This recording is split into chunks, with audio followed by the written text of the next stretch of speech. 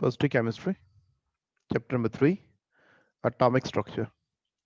आज के जो हमारे टॉपिक्स हैं वो इलेक्ट्रॉनिक कॉन्फ़िगरेशन के कुछ रूल्स जो रिमेनिंग थे उनको मुकम्मल करेंगे और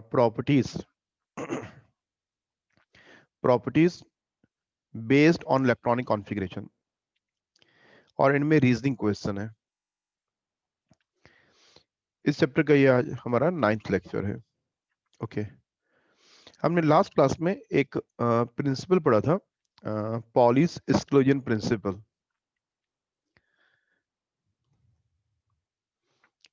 आपको बेटा स्क्रीन, हाँ यस, आप रिज्वाइन कर लें, मुझे दोबारा ज्वाइन करें।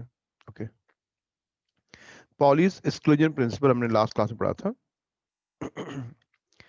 ये बेटा एक पार्ट बन गया अब हमारी एजुकेशन का कि हमें जो लर्निंग करनी है या एजुकेशन कंटिन्यू करना है तो वो हाइब्रिड मोड पे होगा, मैं कभी फिजिकल कभी ऑनलाइन। तो इसलिए एक बात बिल्कुल क्लियर कर दूं, मैं आपकी कुछ एक्स्ट्रा क्लासेस मुझे रिक्वायर्ड हैं तो वो हम ऑनलाइन ही लिया करेंगे और एवरी सैटरडे होगा। कल से इंशाल्लाह आपकी फिजिकल क्लासेस रिज्यूम हो रही हैं। कल अगर आपको टर्न केमिस्ट्री किया तो कल केमिस्ट्री क्लास नहीं होगी, फिजिकल नहीं होगी। ये सर सुहेल अहमद आपको मैसेज कर देंगे। लेकिन कल से सेंटर खुल रहा है, आपको फिजिकली आना है। आपको कल से फिजिकली सेंटर में आना है और इंशाल्लाह वहीं तमाम क्लासेस जो हैं वो कंटिन्यू होंगी। बट केमिस्ट्री की एवरी सैटरडे एक ऑनलाइन क्लास हुआ करेगी। केमिस्ट्री की एवरी सैटरडे। कभी अगर सैटरडे में मसरूफ हुए हम तो फिर इसको संडे भी रखेंगे, मतलब ये प्रैक्टिस को कंटिन्यू कर रखना है क्योंकि चीज़ें अनसर्टन है, तो ये प्रैक्टिस जो है हमारी रहनी चाहिए। ओके, अब जो टेस्ट बेटा आपके होंगे सेंटर में वो एमसीक्यूज नहीं होंगे, मतलब उसमें मेजर पोर्शन जो है वो शॉर्ट क्वेश्चन आंसर और डिटेल क्वेश्चन आंसर जो है वो होंगे, ताकि अब आपकी प्रैक्टिस हो जाए रिटर्न की भी। ओके, आज हमारा सेकंड जो प्रिंसिपल है, अफबो प्रिंसिपल। अफबो जो है ये एक जर्मन वर्ड है, ठीक है। अफबो इज अ जर्मन वर्ड। इसके मीनिंग क्या है, इस लफ्ज की मीनिंग क्या है? कंस्ट्रक्ट करना या बिल्डअप करना, इंप्रूव होना, इंक्रीज होना। क्योंकि इलेक्ट्रॉनिक कॉन्फ़िगरेशन में हम अकॉर्डिंग टू एनर्जी बिल्डअप होते हैं या मूव करते हैं हायर ऑर्बिट की तरफ। तो अफबो प्रिंसिपल, ये प्रिंसिपल, ये लफ्ज की मीनिंग क्या है वो मैंने आपको बताया। वर्ड मींस कंस्ट्रक्ट और बिल्डअप। अफबो प्रिंसिपल है क्या? तो बेटा ये जो रेड कलर में लिखा हुआ है ना, इसको कॉपी करना है। इस हेडिंग डालेंगे अफबो प्रिंसिपल और की स्टेटमेंट की ये हम काम कर चुके हैं, आज हम उसकी थ्योरी पढ़ रहे हैं। हम ये कर चुके हैं, the electrons are fed in order of increasing orbital energy starting with the 1s orbital। हम इलेक्ट्रॉन को ऐड करना शुरू करते हैं ऑर्बिट्स में अकॉर्डिंग टू एनर्जी। स्टार्ट कहां से होता है? 1s से होता है। पहले 1s2, फिर उसके बाद नेक्स्ट इलेक्ट्रॉन किस में आता है? 2s में। फिर नेक्स्ट इलेक्ट्रॉन किस में जाते हैं? उसके बाद 2p में। तो ये हम कर तो चुके हैं इसकी कॉन्फ़िगरेशन। तो ये किस प्रिंसिपल को फॉलो किया जाता है? It is called Aufbau principle. सिर्फ इसमें से बेटा आपको ये प्रिंसिपल को कॉपी करना है, बाकी पिक्चर या फिगर नहीं बनानी है। अफबो प्रिंसिपल क्या है कि हम 1s2 से स्टार्ट होते हैं, जैसे ये फिगर में नजर आ रहा होगा, ये मूवमेंट है 1s2। इसके बाद क्या आता है? 2s2, 2s2 के बाद 2p6, 3s2। ये ऑर्बिटल एनर्जी डिटरमाइन के मालूम कैसे होगी? ये हमारा नेक्स्ट रूल होगा। हम according to orbital energy electron को ऐड करते जाते हैं ऑर्बिट्स में। स्टार्ट करते हैं 1s से। ऑर्बिटल एनर्जी अब कैसे मालूम होगी कि 1s इज अ लोअर और उससे हायर 2s है? हम जब इलेक्ट्रॉन को फिलअप करते हैं तो स्टार्ट कहां से करते हैं? 1s से। इसके बाद क्या होता है? 2s2। फिर क्या है? 2p6, 3s2। और ये हमारी कॉन्फ़िगरेशन चलती है। स्टेटमेंट कॉपी कर लें।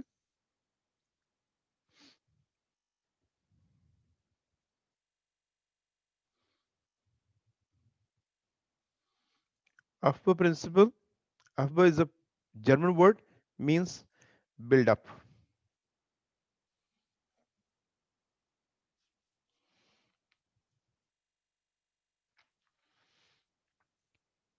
ओके, इसके बाद ऑर्बिटल एनर्जी कैसे मालूम होगी ना, कि 1s जो है वो लोअर है, सबसे लोएस्ट 1s है, उसके बाद 2s उससे हायर इन एनर्जी है। तो ये है n प्लस एल रूल। इस रूल की स्टेटमेंट कॉपी करो, फिर मैं इसको एक्सप्लेन करता हूं। n plus L rule, n is a principal quantum number, l is the azimuthal quantum number. Copy करेंगे इसको। Electrons are arranged in order of increasing value of n plus l. ये rule है कि electrons को arrange करते हैं इन order of increasing n plus l value.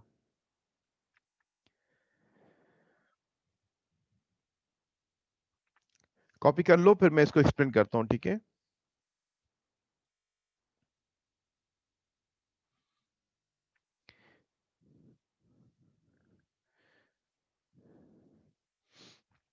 n plus L rule का statement जो है कॉपी कर लें।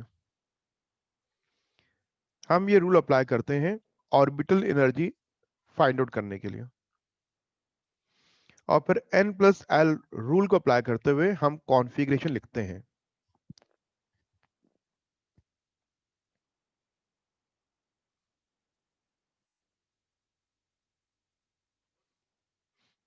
यस, कॉपी कर लिया इसको, स्टेटमेंट को।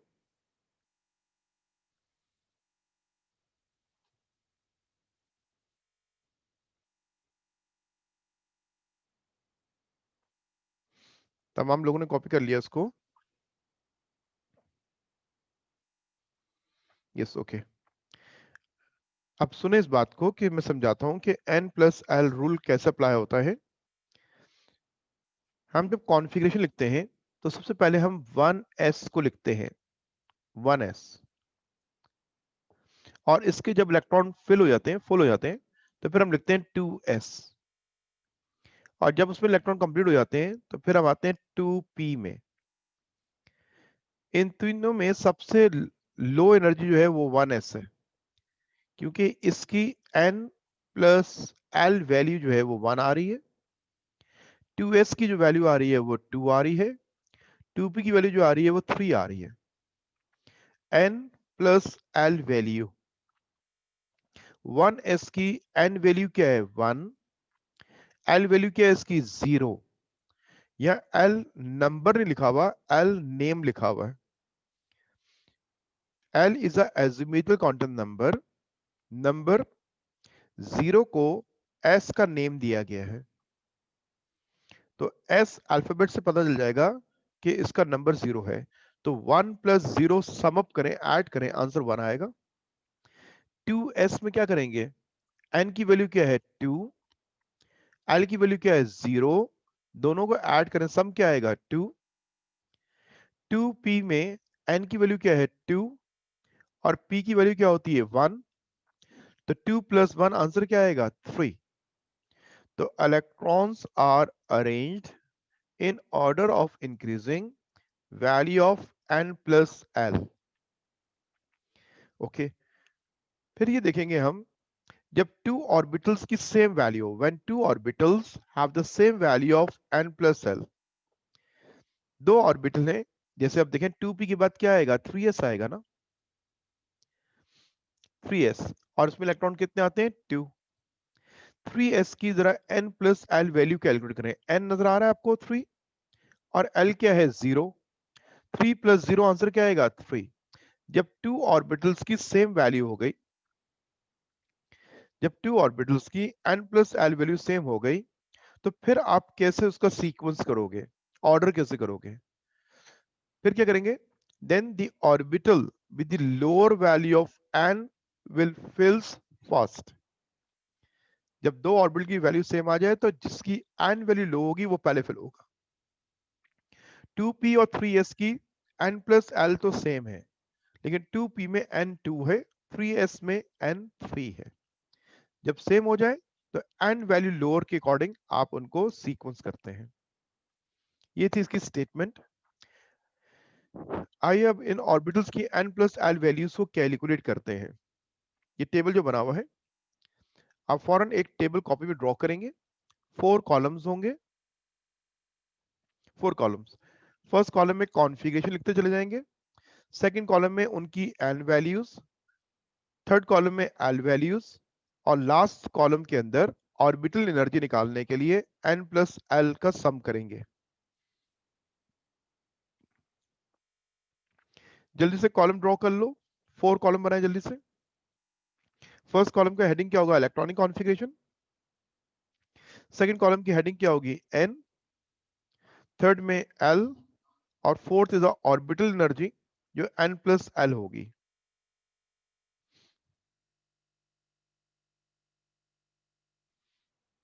ओके, 1s2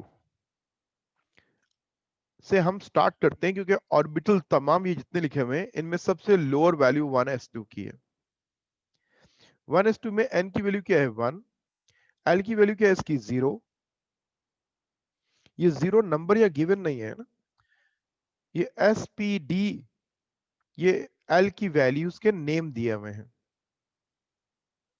तो इसलिए 1 प्लस 0 सम करेंगे तो क्या आएगा? 1। फिर 2s2 लिखेंगे हम, और उसकी n वैल्यू क्या है? 2। l वैल्यू क्या है इसकी?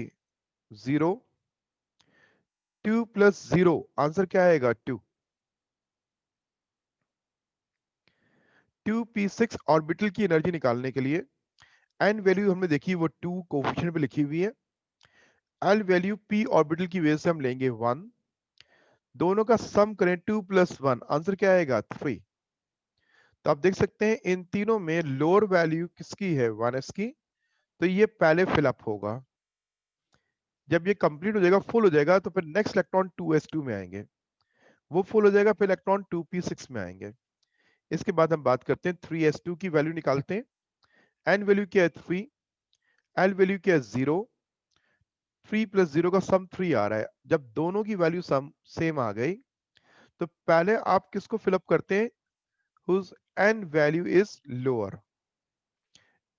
इन दो में n वैल्यू किसकी लोअर है? तो n वैल्यू हाईलाइटेड है, कोफिशिएंट में लिखी हुई नजर आ रही है, इसको देखिए फौरन आप आंसर करेंगे। नाउ 3p6 की बात करते हैं। इसकी n वैल्यू क्या है? 3। l वैल्यू क्या है इसकी? 1।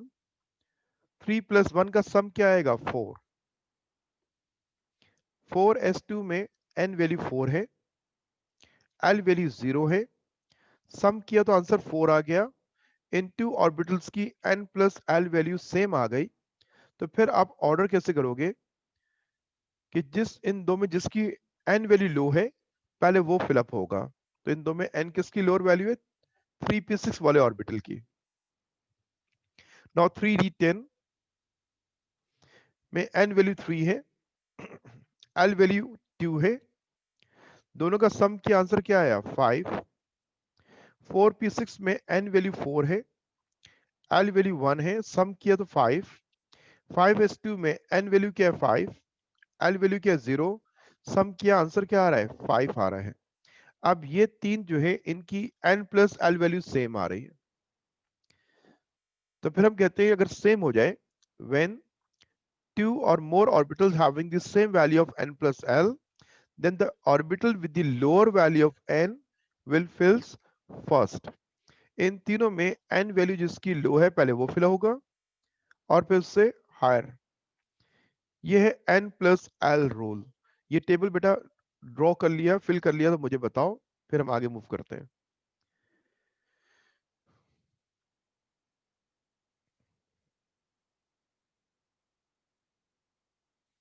ओके डन हो गया ना? सबने कर लिया बेटा? समझ भी लिया इसको?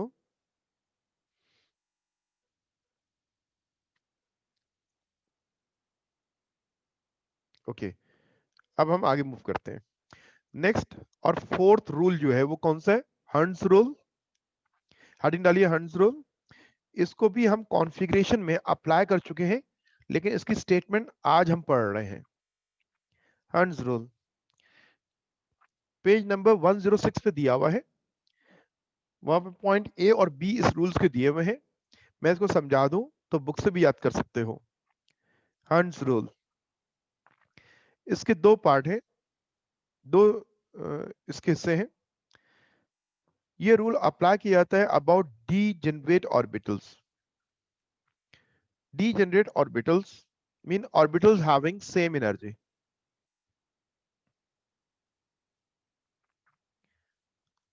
ऑर्बिटल्स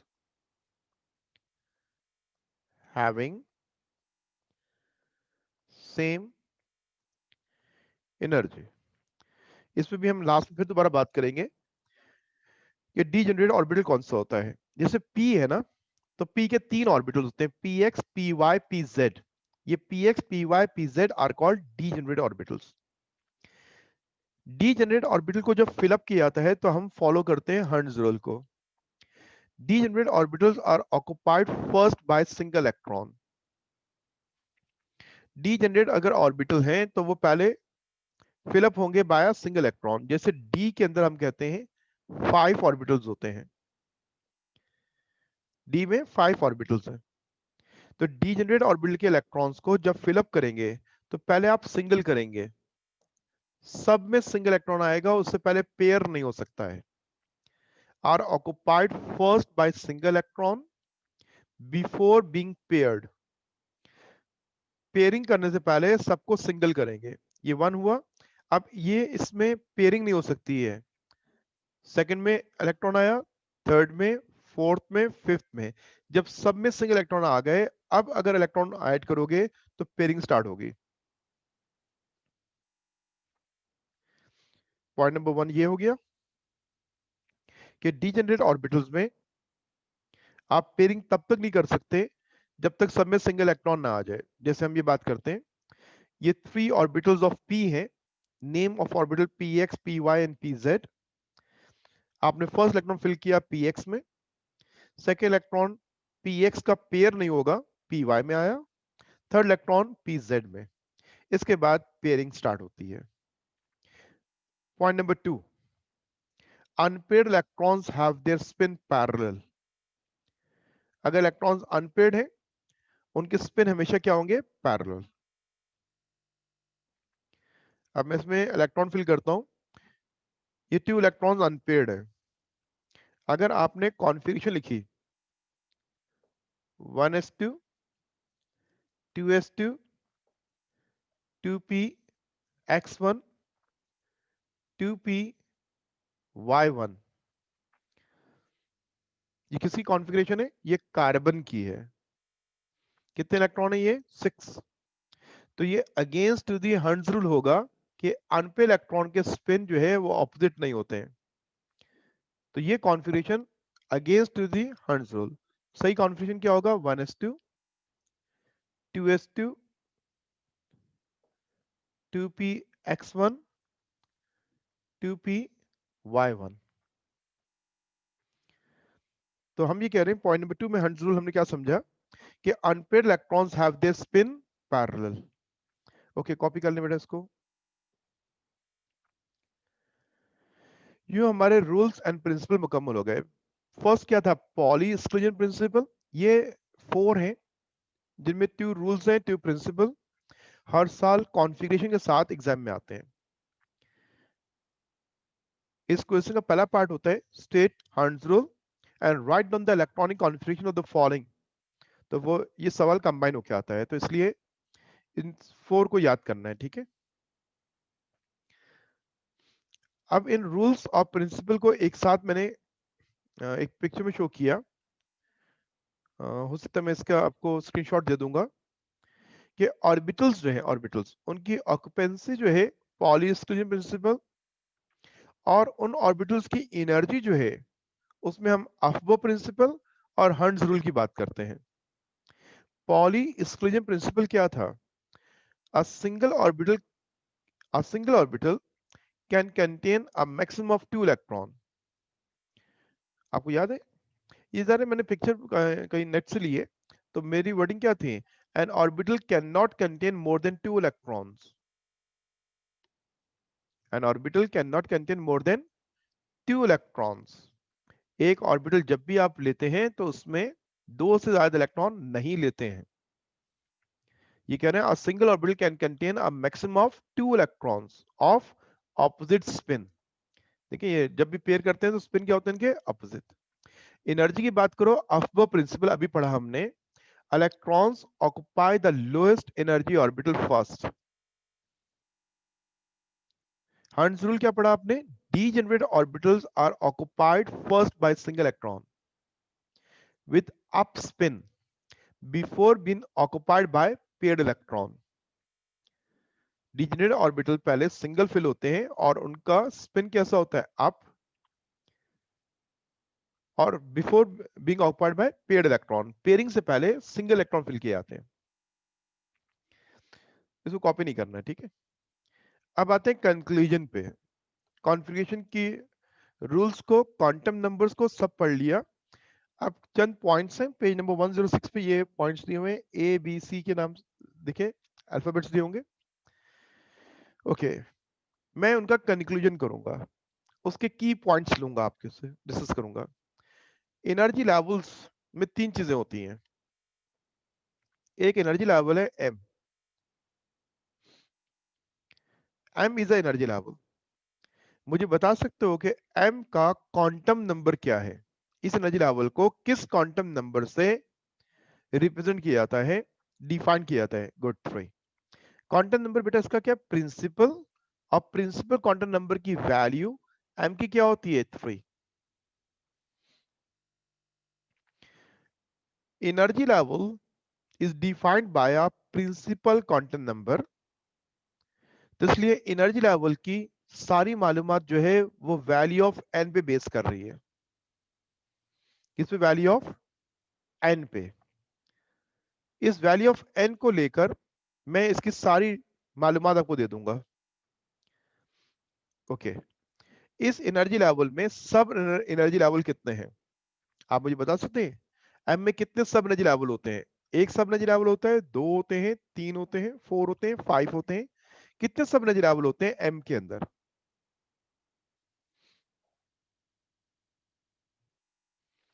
एम के सब एनर्जी लेवल्स की तादाद कितनी है।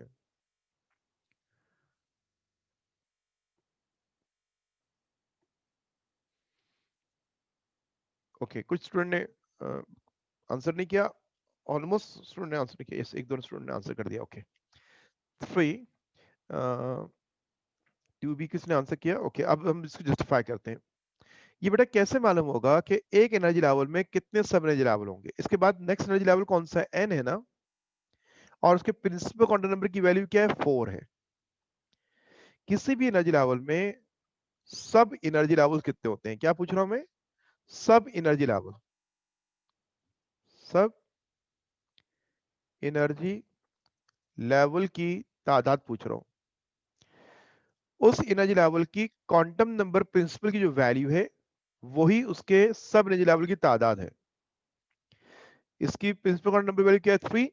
इसके अंदर थ्री सब एनर्जी लेवल कौन होते हैं, कौन कौन सा, 3s2, 3p6, 3d10।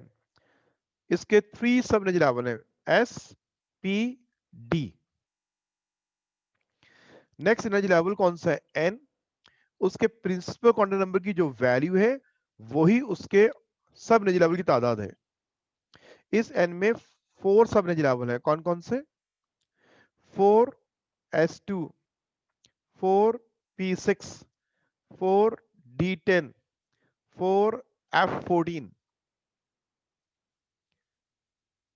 किसी भी एनर्जी लेवल में कितने सब एनर्जी लेवल होंगे, ये कैसे मालूम होगा, उस एनर्जी लेवल की वैल्यू ऑफ एन को देखकर हमें मालूम हो जाएगा। ओके, अब अगला सवाल ये है, इस एनर्जी लेवल एम में ऑर्बिटल्स कितने हैं, ऑर्बिटल्स, ऑर्बिटल्स की तादाद कितनी है, ऑर्बिटल्स, ऑर्बिटल की तादाद, ये भी हमें इस एन की वैल्यू से मालूम हो जाएगी। किसी भी एनर्जी लेवल के ऑर्बिटल बताने हैं तो उसकी n वैल्यू का स्क्वायर कर दें। 3 का स्क्वायर करके बताओ क्या आंसर आएगा। 3 का स्क्वायर, गुड, 9, यस 9। इसका मतलब इसमें 9 ऑर्बिटल्स होंगे। कितने ऑर्बिटल्स होंगे इसमें? 9। ये मुझे कैसे मालूम हुआ कि 9 होंगे? तो इस एनर्जी लेवल की प्रिंसिपल क्वांटम नंबर की वैल्यू का स्क्वायर कर दें, n का स्क्वायर कर दें तो ऑर्बिटल आ जाएंगे। देखिए काउंट करते हैं हम। ये 3s है ना, 3s is a single orbital. और p के कितने ऑर्बिटल होते हैं? 3। d के कितने ऑर्बिटल्स होते हैं? 5। तो ये सारे ऑर्बिटल्स थर्ड एनर्जी लेवल में है। ये कौन सा नाम है इसका? 3s। इसका नाम क्या है? 3px, 3py, 3pz। नेक्स्ट कौन सा है? 3d xy, 3d yz, 3d xz, d 3d x square y square, 3d z square। 1 2 3 4 5 6 7 8 9। अब बताओ n एक एनर्जी लेवल है, इसके ऑर्बिटल्स कितने होंगे? ऑर्बिटल्स, n के ऑर्बिटल्स कितने होंगे बता सकते हैं? Yes good, 16। हर एनर्जी लेवल की मालूमात उसके प्रिंसिपल क्वांटम नंबर से मिल जाएगी। अब मुझे बताना है कि इस एनर्जी लेवल में इलेक्ट्रॉन्स कितने हैं। एक एनर्जी लेवल की तीन बातें हमें मालूम हो रही हैं।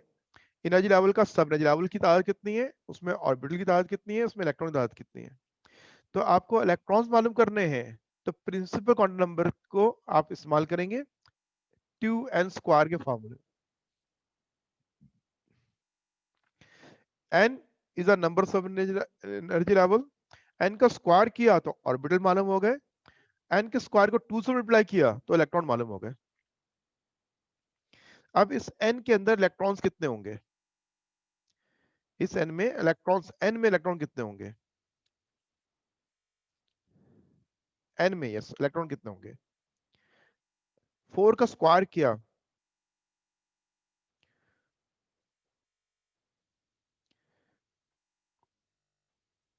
मरियम आपसे नहीं बता रही है, मरियम आप देखें उसको। 4 का स्क्वायर किया तो क्या हुआ? 16 मल्टीप्लाई बाय 2, 32। कितने होंगी? 32। अब देखो एक एनर्जी लेवल है k। अब मुझे k की सारी वैल्यू बताइएगा। k की, इस k के अंदर सब एनर्जी लेवल कितने हैं? k में सब एनर्जी लेवल कितने हैं? 1। k में सब एनर्जी लेवल कितने? 1, क्योंकि इसके प्रिंसिपल क्वांटम नंबर की वैल्यू 1 है। जो प्रिंसिपल क्वांटम नंबर की वैल्यू है वही उसके सब एनर्जी लेवल की तादाद है। अब 1 का स्क्वायर करना आंसर क्या आएगा? 1। तो इसलिए इसका ऑर्बिटल भी 1 होगा। 1 के स्क्वायर को 2 से मल्टीप्लाई करेंगे, आंसर आएगा 2। तो इसके इलेक्ट्रॉन कितने हो जाएंगे? 2 हो जाएंगे। ओके, मैंने कुछ वैल्यूज देखिए, ये पूरी बात समझा दी आपको। आइए हम इसको नोट डाउन करते हैं, लिखिएगा। नंबर ऑफ सब एनर्जी लेवल कैसे मालूम होंगे? वैल्यू ऑफ n देखकर। जो वैल्यू ऑफ n है उतनी सब एनर्जी लेवल होते हैं। नंबर ऑफ ऑर्बिटल्स, n का square, number of electron multiply by 2। ये तीन की पॉइंट्स हैं, कॉपी कर लें इसको।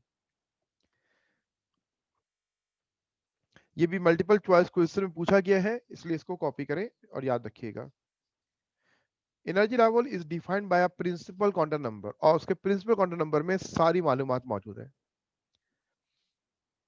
प्रिंसिपल क्वांटम नंबर की वैल्यू एनर्जी लेवल के सब एनर्जी लेवल की तादाद बताता है। स्क्वायर कर दें तो ऑर्बिटल की तादाद आ जाएगी, 2 से मल्टीप्लाई कर दें स्क्वायर को, फिर क्या हो जाएगा? इलेक्ट्रॉन की तादाद आ जाएगी।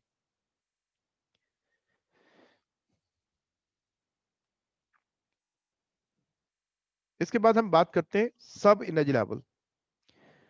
इस टॉपिक को पेज नंबर 106 107 में दिया हुआ है, आपने इसको बाद में रीड करना है। Page number 106 and 107। नाउ सब एनर्जी लेवल्स, मुझे बता सकते हैं कि सब एनर्जी लेवल किस क्वांटम नंबर से डिफाइन होता है? सब एनर्जी लेवल के लिए हम कौन सा क्वांटम नंबर यूज करते हैं? Azimuthal quantum number, yes good. और एजिमिथल क्वांटम नंबर रिप्रेजेंट किससे किया जाता है? एजिमिथल क्वांटम नंबर को रिप्रेजेंट करते हैं एल से। नहीं बेटा, अगर आपने लेट ज्वाइन किया है तो आप थोड़ा रिकॉर्डिंग सुन लीजिएगा, ठीक है आज की।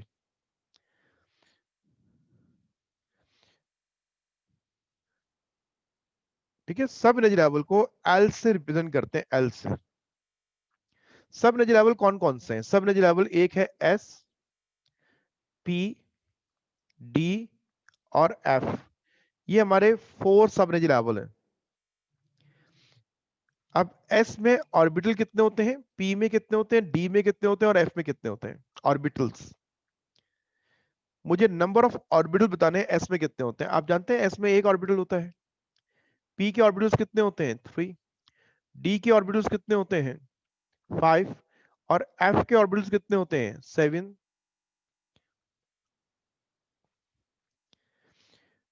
ये हम कैलकुलेट कैसे कर लेते हैं कि एस में कितने ऑर्बिटल हैं, पी में कितने हैं, डी में कितने और एफ में कितने हैं? तो हम उस सब एनर्जी लेवल की वैल्यू ऑफ एल को देके बता देंगे। ये जो एस है इसकी वैल्यू ऑफ एल क्या है? 0। पी का नंबर क्या है? 1। डी का नंबर क्या है? 2। एफ का नंबर क्या है? 3। तो किसी भी सब एनर्जी लेवल के ऑर्बिटल बताने हैं तो हम ये फॉर्मूला यूज करते हैं। क्या है? 2l plus 1। 2l plus 1। देखिए 2 एल की वैल्यू मैंने 0 इस्तेमाल की। 2 multiply by 0 is 0 plus 1। Answer क्या आ रहा है? 1। जब एल की वैल्यू 0 है उसका एक ऑर्बिटल है। अगेन 2l प्लस 1 ये फार्मूला है। आप किसी भी सब एनर्जी लेवल की एल की वैल्यू पुट कर लें। इस डी को देख लीजिए, डी सब एनर्जी लेवल के ऑर्बिटल्स कितने होंगे? तो फार्मूले में एल की वैल्यू पुट करें 2। 2 2 जा 4 प्लस 1, 5 ऑर्बिटल्स। तो ये फार्मूला हम यूज कर सकते हैं नंबर ऑफ ऑर्बिटल्स निकालने के लिए। अब इन ऑर्बिटल्स में इलेक्ट्रॉन कितने आएंगे? Total electron of the sub energy level. S के टोटल इलेक्ट्रॉन कितने होते हैं? 2। पी में कितने होते हैं? 6। डी में कितने होते हैं? 10। और एफ में कितने होते हैं? 14। अगर आपको इलेक्ट्रॉन मालूम करने हैं तो आप इसको 2 से रिप्लाई कर देंगे।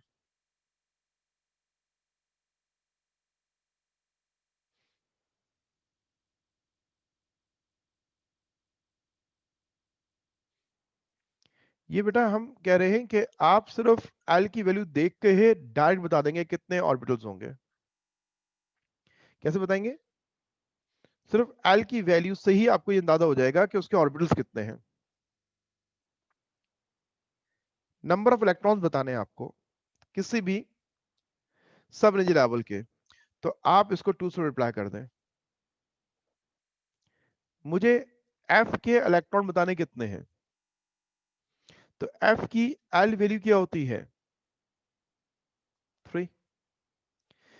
मैं फार्मूले पुट करता हूं 2 into 2l plus 1। 2 multiply 2, L की वैल्यू क्या है? 3 प्लस 1। 2 3 6 प्लस 1। 6 प्लस 1 7। 2 7 14। एफ के मैक्सिमम इलेक्ट्रॉन कितने हैं? 14।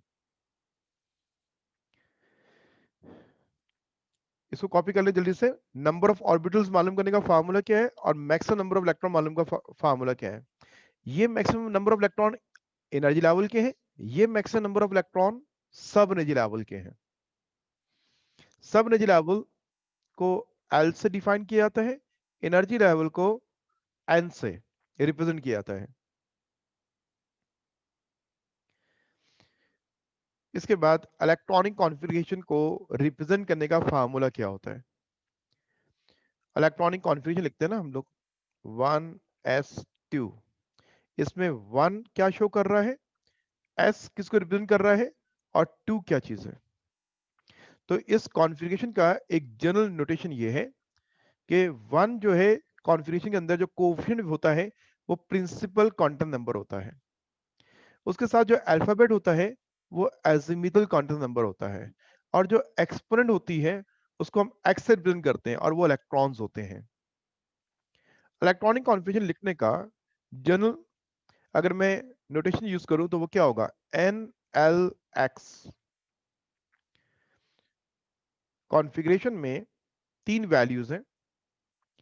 Coefficient is a n value, alphabet SPDF as the methyl quantum number value, exponent are the number of electrons, n क्या चीज है, energy level, l क्या चीज है, सब एनर्जी लेवल, और x क्या है, नंबर ऑफ इलेक्ट्रॉन्स। जैसे ये कॉन्फ़िगरेशन होती है, इस कॉन्फ़िगरेशन के अंदर कोएफिशिएंट के जो नंबर है वो एनर्जी लेवल को शो करते हैं, और अल्फाबेट साथ में लगाए हैं वो सब एनर्जी लेवल को शो करते हैं, और एक्सपोनेंट जो है वो नंबर ऑफ इलेक्ट्रॉन को शो करते हैं। ये हमारा बेटा कॉन्फ़िगरेशन, इलेक्ट्रॉनिक कॉन्फ़िगरेशन का टॉपिक जो है एंड हो गया। अब properties based on electronic configuration, लेकिन इसमें एक छोटा सा टॉपिक रहता है, डीजेनरेट ऑर्बिटल को जरा दोबारा डिस्कस करना है। What are the degenerate orbitals? Then का रिप्लाई करें तो मैं नेक्स्ट स्लाइड में मूव करूंगा।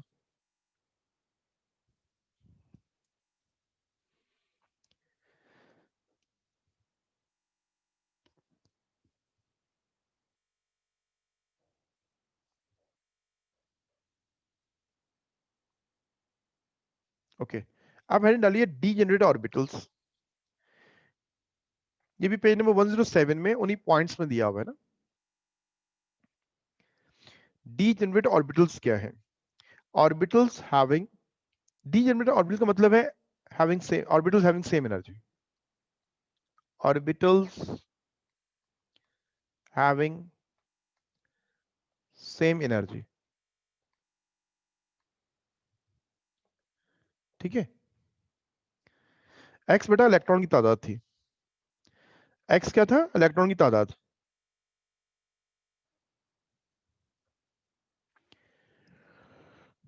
x is the number of electrons। Done, okay. Reply करने तो आगे, आगे मूव करें फिर हम ना। ओके, अब हम डीजेनरेट ऑर्बिटल्स की बात कर रहे हैं। ऑर्बिटल्स हैविंग सेम एनर्जी, हमें पता कैसे चलेगा कौन से ऑर्बिटल हैं जिनकी एनर्जी सेम है? हम कहते हैं orbitals having particular value of L, जिनकी एल की वैल्यू जो है वो स्पेसिफिक होगी, और उनकी अगर एन की वैल्यू सेम है, जैसे देखें पी एक्स, पी वाई और पी जेड, इन तीनों ऑर्बिटल में एल की वैल्यू सेम है, क्या वैल्यू है, 1। कैसे मालूम हो रहा है? P is the name of azimuthal quantum number whose value is 1, तो तीनों में पी लिखा हुआ है। Orbitals having particular value of L, ये बात होगी। बट इसमें एक और बात ये है, इफ एन इज सेम, अब ये लिखा हुआ है 2px 2py 2pz, इस तरह आप जानते हो 1px भी होता है, नहीं sorry, sorry sorry by mistake हो गया, 3px भी होता है, 3py भी होता है, और 3pz। अगर मैं कहता हूं 2px 3py, इन दोनों की एल की वैल्यू तो सेम है, लेकिन एन की वैल्यू सेम नहीं है। डीजेनरेट ऑर्बिटल्स के लिए इन दो का सेम होना जरूरी है, एल का भी सेम होना और एन का भी सेम होना। Orbitals having particular value of L if N is same, तो उनकी एनर्जी सेम होती है, and they are called degenerate orbitals. फिर वो कहलाते हैं डीजेनरेट ऑर्बिटल्स। ठीक है, ये इसकी डेफिनेशन है। अब इस कॉन्फ़िगरेशन के अंदर आपको 1s में सिंगल ऑर्बिटल है, डीजेनरेट ऑर्बिटल यहां पे पाया नहीं जाता। 2s is a single orbital, 2p के 3 ऑर्बिटल्स हैं। इस 2p के अंदर n की वैल्यू तीनों की 2 है, और l की वैल्यू तीनों की 1 है। उन ऑर्बिटल के नाम बनते हैं 2px 2py 2pz। इन डीजेनरेट ऑर्बिटल्स पे हम हंट्स रूल अप्लाई करते हैं। कि आप इन ऑर्बिटल की पेयरिंग नहीं कर सकते जब तक सब में सिंगल इलेक्ट्रॉन नहीं आ जाए। इसको भी बेटा डन क्या है, तो कॉन्फ़िगरेशन अब हमारी एंड हो गई। नाउ टॉपिक है हमारा properties based on electronic configuration. Properties based on electronic configuration, अब ये टॉपिक होगा हमारा।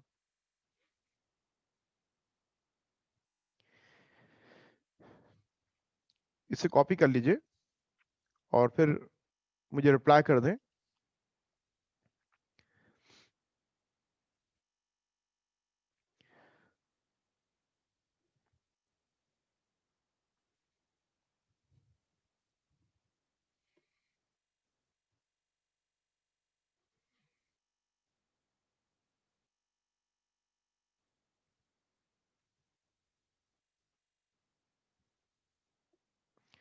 ओके बेटा डन, ठीक है। अब हम बात करते हैं properties based on electronic configuration. First is atomic radius. Atomic radius, इसमें इंपॉर्टेंट चीज उसकी डेफिनेशन है सिर्फ। एटॉमिक रेडियस, इसकी डेफिनेशन कॉपी कीजिए। हम एटॉमिक रेडियस जैसे फाइंड आउट कर रहे हैं उस अंदाज से डिफाइन कर रहे हैं, ये इसका डेफिनेशन है। डेफिनेशन कॉपी करें, फिर मैं डेफिनेशन को एक्सप्लेन करता हूं। The half of the distance between the two nuclei present in a homonuclear diatomic molecule is called atomic radius.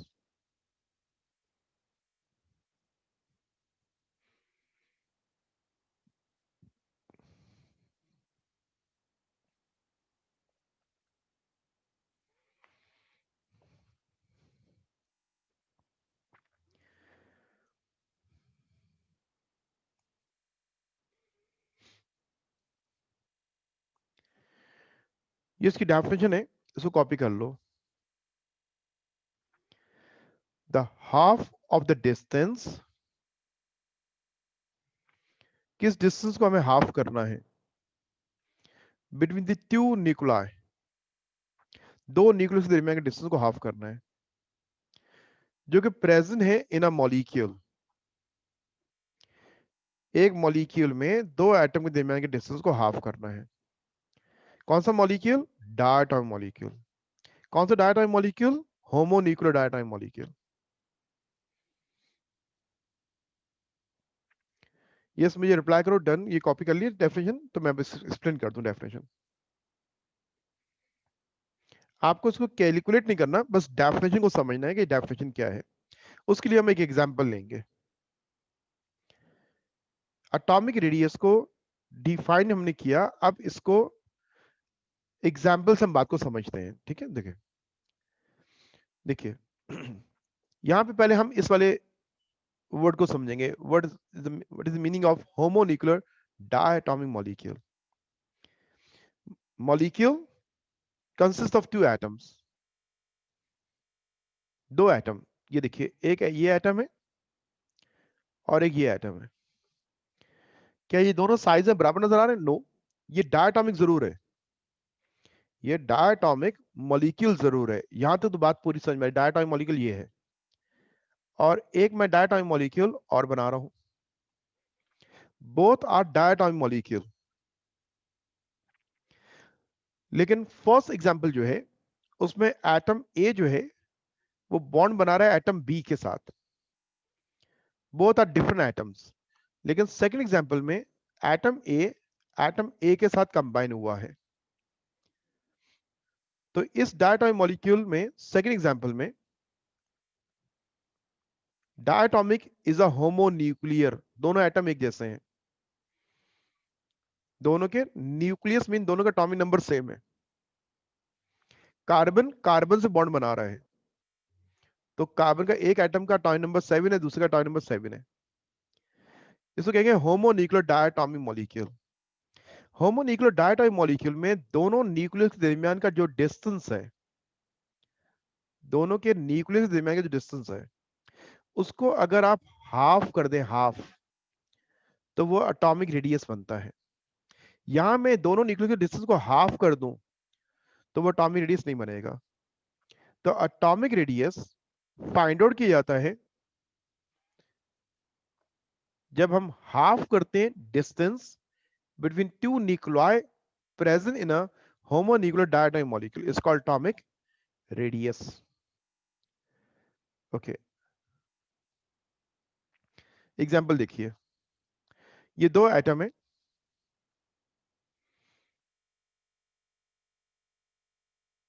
जो साइज में एक जैसे नजर आ रहे हैं। ये कार्बन है, कार्बन के दो एटम की हमने बात की, दोनों के सेंटर में न्यूक्लियस मौजूद है। इनके न्यूक्लियस के दरमियान के डिस्टेंस को बॉन्ड लेंथ कहते हैं। एक एटम के न्यूक्लियस से दूसरे एटम के न्यूक्लियस के दरमियान का जो डिस्टेंस है that is called bond length. इसे बॉन्ड लेंथ कहते हैं। इस बॉन्ड लेंथ को आप हाफ कर दें, हाफ, तो वो एक एटम का रेडियस बन जाएगा। इस एटम का भी रेडियस है, तो दोनों एटम के रेडियस का सम 2r है, और 2r is a bond length. तो एटॉमिक रेडियस निकालने के लिए आप बॉन्ड लेंथ को हाफ करते हैं, तो क्या आंसर आ जाता है? रेडियस आ जाता है।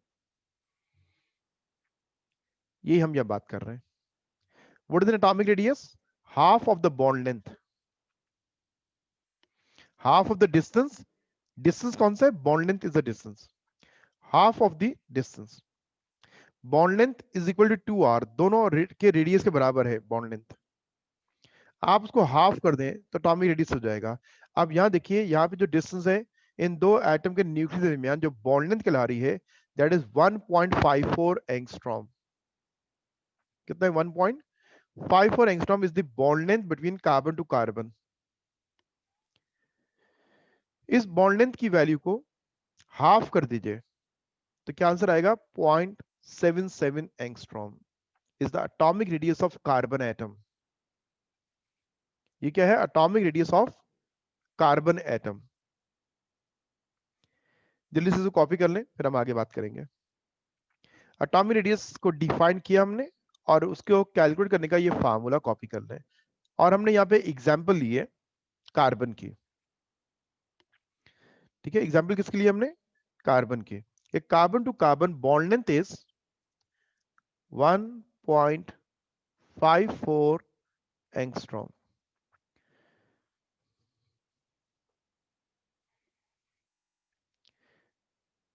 इसके बाद हम बात करते हैं, अगर होमोन्यूक्लियोटाइड मॉलिक्यूल नहीं, फिर क्या करेंगे हम? हेटेरोजीनियस डायटोमिक मॉलिक्यूल की बात करते हैं।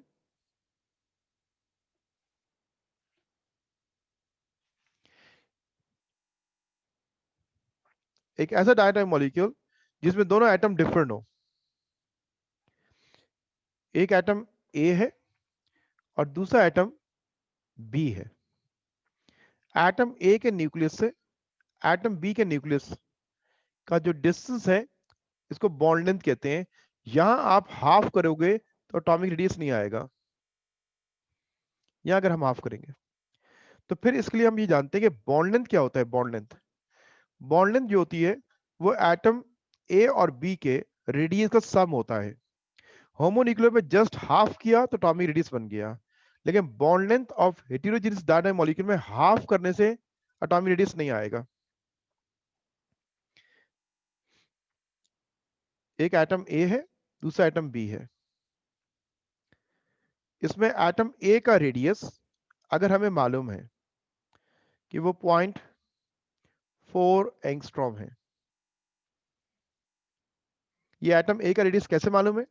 कि एटम ए जो है वो होमोन्यूक्लियर डायटोमिक मॉलिक्यूल बनाता है, उसके बॉन्ड लेंथ को, सॉरी, हमने हाफ किया। पेन से मूव नहीं कर रहा था।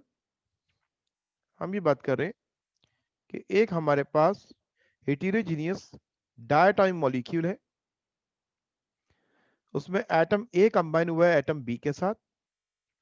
एटम ए का होमोन्यूक्लियर डायटोमिक मॉलिक्यूल जो है उसके रेडियस, उसके डिस्टेंस को हाफ किया, तो रेडियस ऑफ एटम ए हमारे पास, सपोज करते हैं, मुझे याद नहीं मैं पहले वैल्यू क्या लिखी थी, 0.6 एंगस्ट्रॉम सपोज कर लेते हैं। रेडियस ऑफ एटम ए मालूम है। अब रेडियस ऑफ एटम बी मुझे निकालना है, तो यहाँ की बॉन्ड लेंथ को हाफ करने से इन दोनों एटम के रेडियस नहीं होंगे, स्मॉल एटम का रेडियस बढ़ जाएगा और बिग एटम के रेडियस कम हो जाएगा अगर मैं हाफ करता हूँ। तो फिर हम यूं नहीं करते, यहाँ क्या करते हैं कि बॉन्ड लेंथ हम जानते हैं, ये बॉन्ड लेंथ ए और बी की जो बॉन्ड लेंथ है ये हम एक्सरे डायफ्रैक्शन से मालूम कर लेते हैं, और ये हमारे पास आ रही है 1.8 एंगस्ट्रॉम। तो ये फार्मूला देखिए, फार्मूला क्या है, बॉन्ड लेंथ आपको मालूम है 1.8, रेडियस ऑफ एटम ए है 0.6, so radius of atom B हम मालूम कर सकते हैं सब्ट्रैक्शन करके। रेडियस ऑफ एटम बी क्या करें, टोटल डिस्टेंस 1.8 में माइनस कीजिए 0.6, तो डिफरेंस आ जाएगा 1.2 एंगस्ट्रॉम।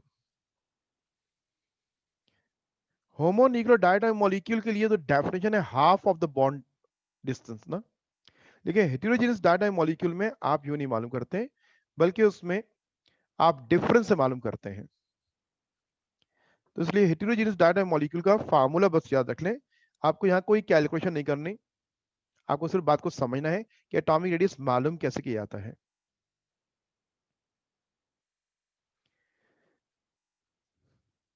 और अगर एक एग्जांपल देनी है तो ये कार्बन की एग्जांपल आप दे सकते हैं। कार्बन की क्यों, क्योंकि कार्बन का ये बॉन्ड डिस्टेंस हमें आगे याद करना है चैप्टर नंबर 4 के अंदर, वहां हमें जरूरत है इसकी, तो जब हमें याद ही होगा तो हमें याद जो वैल्यू है हम वही एग्जांपल में दे देंगे।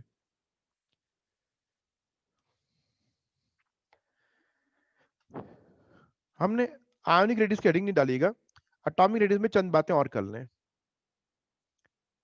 एटॉमिक रेडियस हम क्यों पढ़ रहे हैं, एटॉमिक रेडियस हमें बताता है about the size of an atom.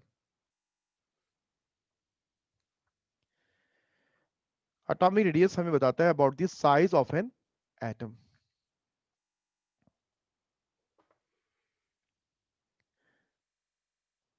Atomic size increases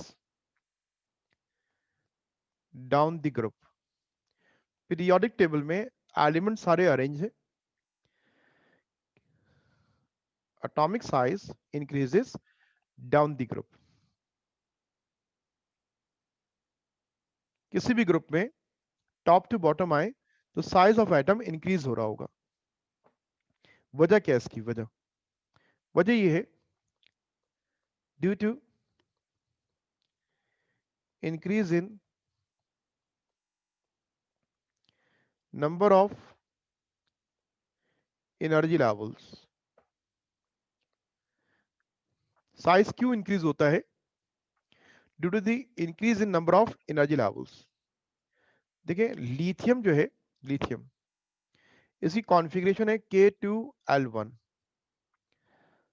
इस ग्रुप का सेकेंड एलिमेंट सोडियम, कॉन्फ़िगरेशन है K2L8M1।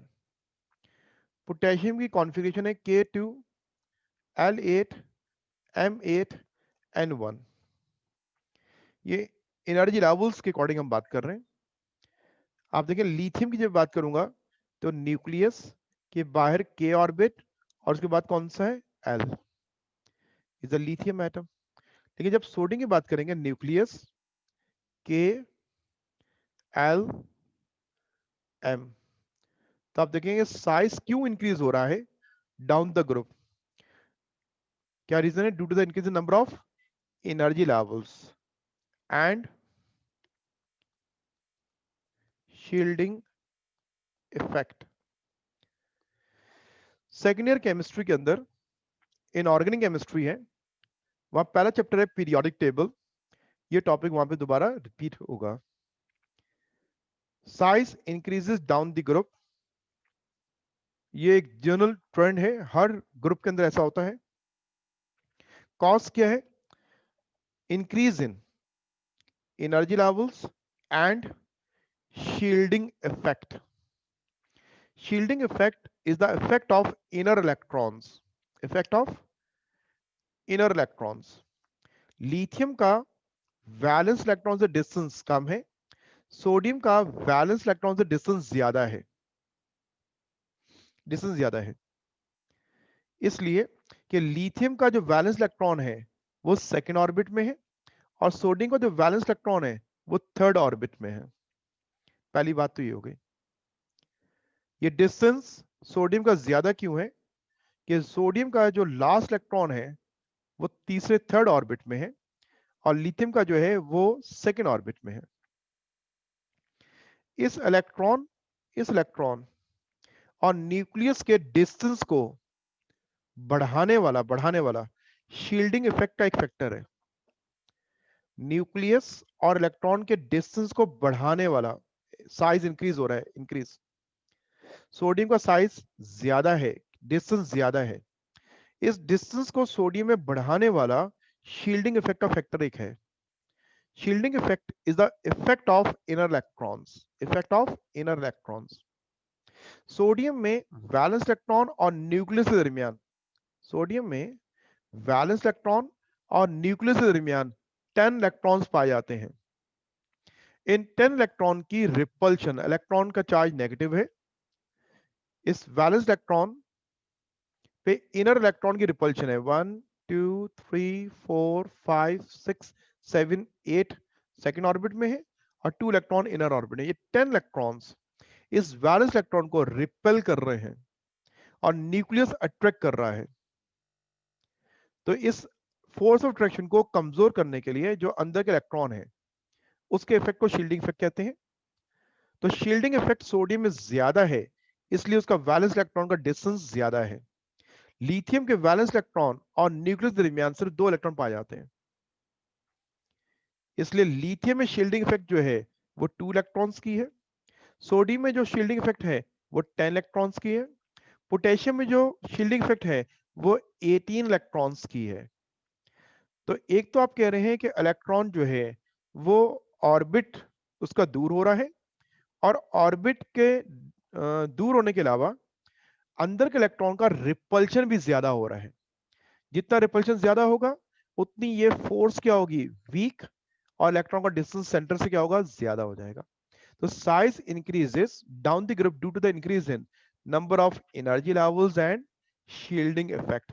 बस ये पॉइंट नोट कर लें, सेकंड ईयर में इंशाल्लाह इस पर दोबारा बात करेंगे इन ऑर्गेनिक केमिस्ट्री में। बुक में टॉपिक नहीं दिया हुआ लेकिन मैं चाह रहा हूं कि इसको आप समझें और याद रखें।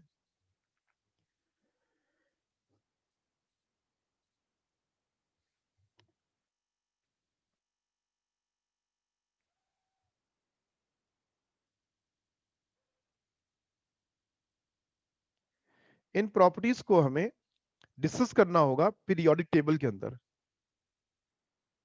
और ये प्रॉपर्टीज बेस करती हैं इलेक्ट्रॉनिक कॉन्फ़िगरेशन में। देखो हम इलेक्ट्रॉन की बात कर रहे हैं ना, इनर इलेक्ट्रॉन, वैलेंस इलेक्ट्रॉन।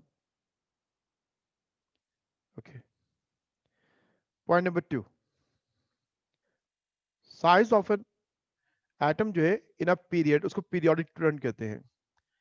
हम भी कहते हैं एटॉमिक साइज डिक्रीजेस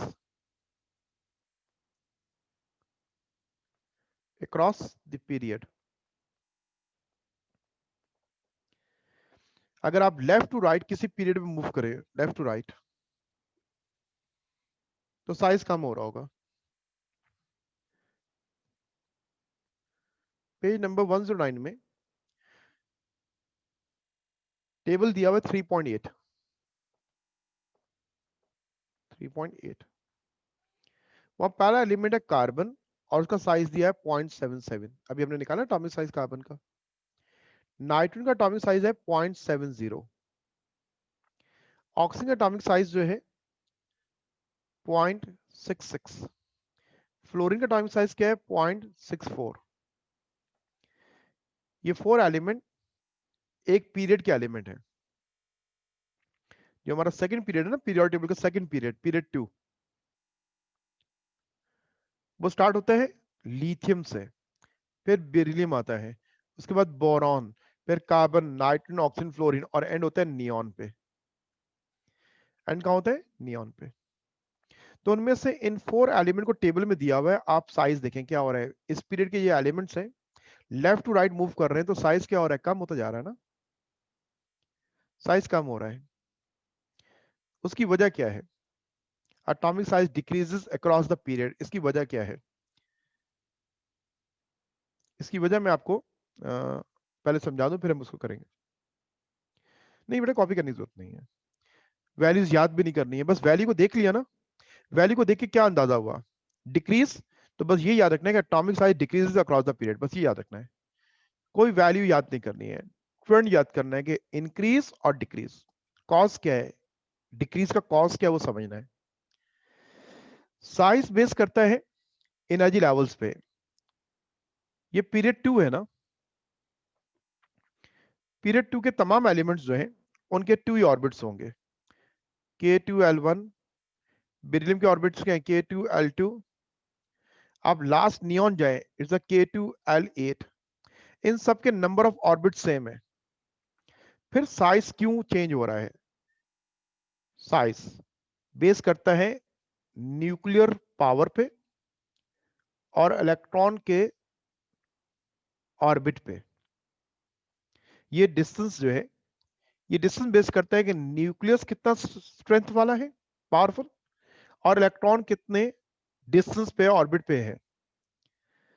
तो हम ये देखते हैं कि इन तमाम एलिमेंट्स का, पीरियड 2 के एलिमेंट्स के ऑर्बिट की तादाद बराबर है, ऑर्बिट कम नहीं हो रहे, ऑर्बिट की तादाद बराबर है सब में, सबके 2 ऑर्बिट्स हैं, लेकिन nuclear strength element to element vary कर रही है। लिथियम का एक वीक न्यूक्लियस है क्योंकि इसके 3 प्रोटॉन्स हैं, बेरिलियम का न्यूक्लियस लिथियम से स्ट्रॉन्ग है क्योंकि एक एक्स्ट्रा प्रोटॉन है 4, बोरॉन में कितने हैं 5, कार्बन में कितने हैं 6, नाइट्रोजन में 7 प्रोटॉन, ऑक्सीजन में 8, फ्लोरीन में 9, नियॉन में 10।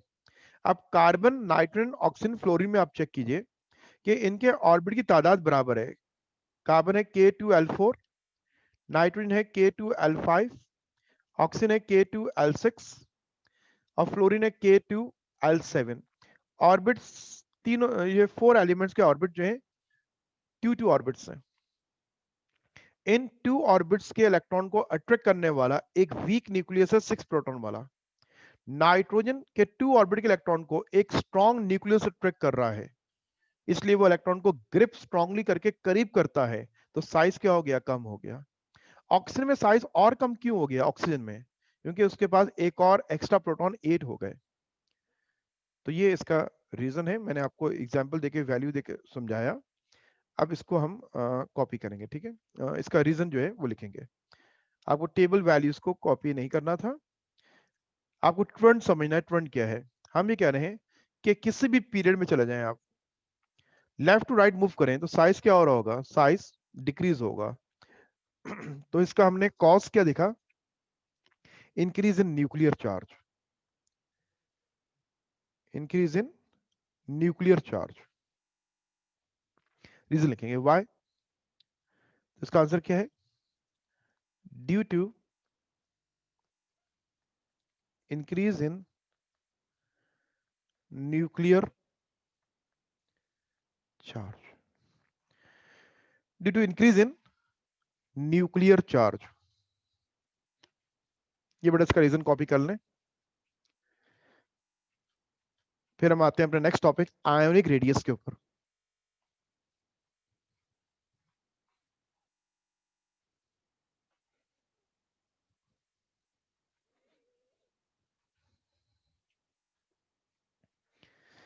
यस, आयोनिक रेडियस में बेटा 3 रीजनिंग क्वेश्चन है, इस टॉपिक को यूं पढ़ना है, इसमें 3 क्वेश्चन है जो रीजनिंग क्वेश्चन है। Cation is smaller than neutral atom, अगर सवाल आता है, explain why the size of cation is smaller than the neutral atom। Last slide बेटा मैंने इरेज कर दी है, वो स्लाइड नहीं थी, वो मैंने रिटर्न किया था उसके अंदर। अब वो नोट से पढ़िएगा उसको ना, समझ लिया है तो नोट से कॉपी कीजिएगा उसको। अब आ जाए इसके ऊपर कि ये हमारे पास आयोनिक रेडियस की बात हो रही है। Cation is smaller then cation is a positive ion, her positive ion का साइज अपने एटम में से न्यूट्रल एटम से कम होगा। Cation is smaller than neutral atom. मिसाल के तौर पर देखिए, बुक सामने रखिए अपने पास, और बुक के अंदर ही मार्क कर लें, कॉपी कर लेंगे आप, पेज 110 पे आ जाए ताकि थोड़ा आसान हो जाएगा आपके लिए। Cation is smaller than neutral atom, वहां पॉइंट नंबर 1 दिया होगा बॉटम पे, नीचे देखें 1 2 दिए हैं, 2 पॉइंट्स पे 110 पे दिया है ना। हम कह रहे हैं cation is smaller than neutral atom. Sodium atom जो है उसका साइज है 1.7 और सोडियम के आयन का साइज क्या है 0.95 एंगस्ट्रॉम। साइज कम नजर आ रहा है ना। इस रीजन को समझाने के लिए ये वाली वैल्यू आपको एज एन एग्जांपल याद रखनी है कि सोडियम एटम का साइज रेडियस कितना है 1.57, सोडियम के कैटन का साइज क्या है 0.95। तो ये एक बड़ा जनरल बात है, हर कैटन का साइज अपने एटम से छोटा होता है। सोडियम के एटम को देखिए, एटम में ड्रॉ करता हूं। सोडियम के एटम के न्यूक्लियस में 11 प्रोटॉन्स हैं, 12 न्यूट्रॉन्स हैं। इसके फर्स्ट ऑर्बिट के अंदर 2 इलेक्ट्रॉन्स हैं और उसके नेक्स्ट ऑर्बिट के अंदर 8 इलेक्ट्रॉन्स हैं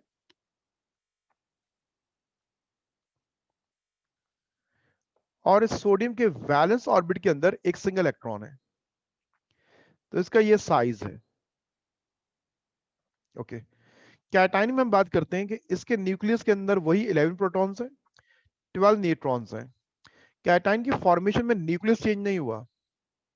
के ऑर्बिट के इलेक्ट्रॉन वही 2 हैं, एल ऑर्बिट के इलेक्ट्रॉन्स 8 हैं,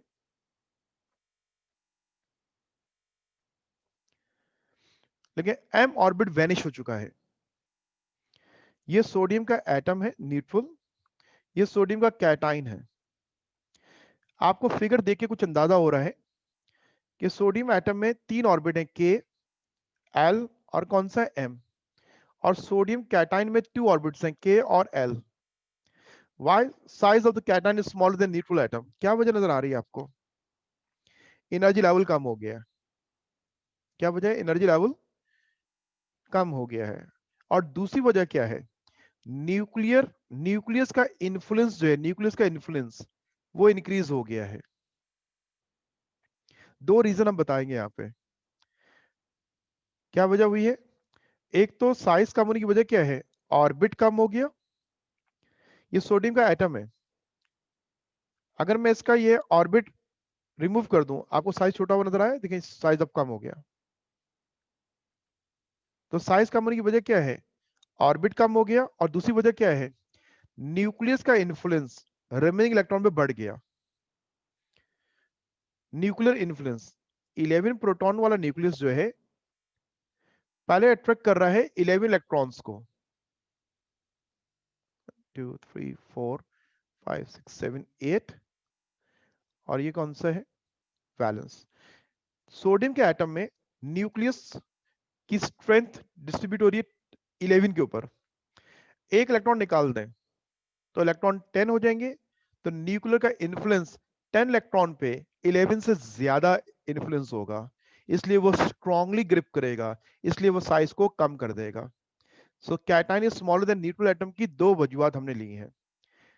पहली वजह क्या है? Decrease in energy level. पहली वजह क्या है? Decrease in energy level. दूसरी वजह क्या है? Increase in effective nuclear charge.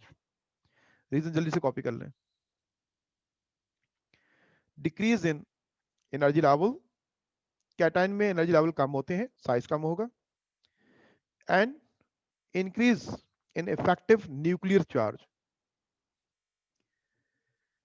Sodium atom में प्रोटॉन्स कितने हैं? 11, और इलेक्ट्रॉन्स कितने हैं? 11। सोडियम कैटायन में प्रोटॉन्स कितने हैं? 11, इलेक्ट्रॉन्स कितने हैं? 10। रेशो चेंज हो गया।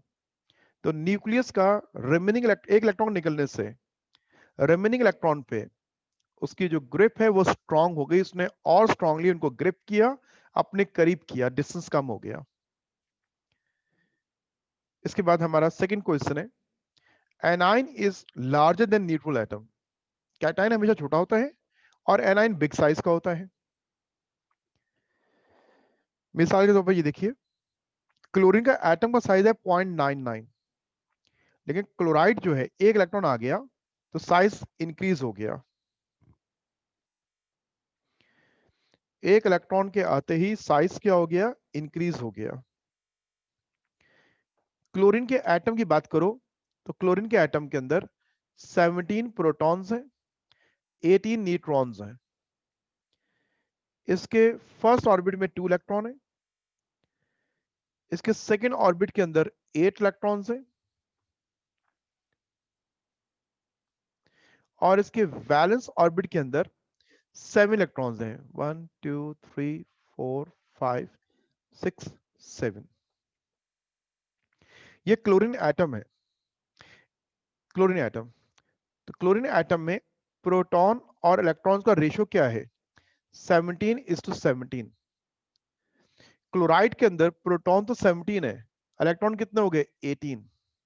सोडियम में न्यूक्लियर इन्फ्लुएंस क्या हुआ था? इंक्रीज। या न्यूक्लियर इन्फ्लुएंस क्या हो रहा है? डिक्रीज, वीक हो रहा है। पहले 17 को अट्रैक्ट करना है, अब 17 को 18 को करना है, ज्यादा को करना है, तो इनकी स्ट्रेंथ वीक होगी। इस वीकन की वजह से इलेक्ट्रॉन का डिस्टेंस बढ़ता है, इलेक्ट्रॉन दूर होते हैं। न्यूक्लियर इन्फ्लुएंस कमजोर होने की वजह से साइज इंक्रीज हो रहा है। हमने कैटायन में कहा था increase in effective nuclear charge, यहां क्या कहेंगे? Decrease in effective nuclear charge. एक इलेक्ट्रॉन के ऐड होने से न्यूक्लियर इन्फ्लुएंस कमजोर हुआ, इसलिए साइज बड़ा नजर आ रहा है। Point number 1। पॉइंट नंबर 2, ये इलेक्ट्रॉन है नेगेटिव चार्ज पार्टिकल। एक इलेक्ट्रॉन में इसके अंदर ऐड करूंगा 18th इलेक्ट्रॉन एटम के अंदर, तो इलेक्ट्रॉन जिस ऑर्बिट में आ रहा है वहां नेगेटिव चार्ज पार्टिकल है और ये खुद भी नेगेटिव है। Due to negative negative repulsion, ये इलेक्ट्रॉन जब आएगा इस ऑर्बिट के अंदर तो ये रिपेल करेगा सेम चार्ज होने की वजह से, and due to repulsion electron दूर होंगे और ऑर्बिट का साइज क्या होगा? इंक्रीज हो जाएगा।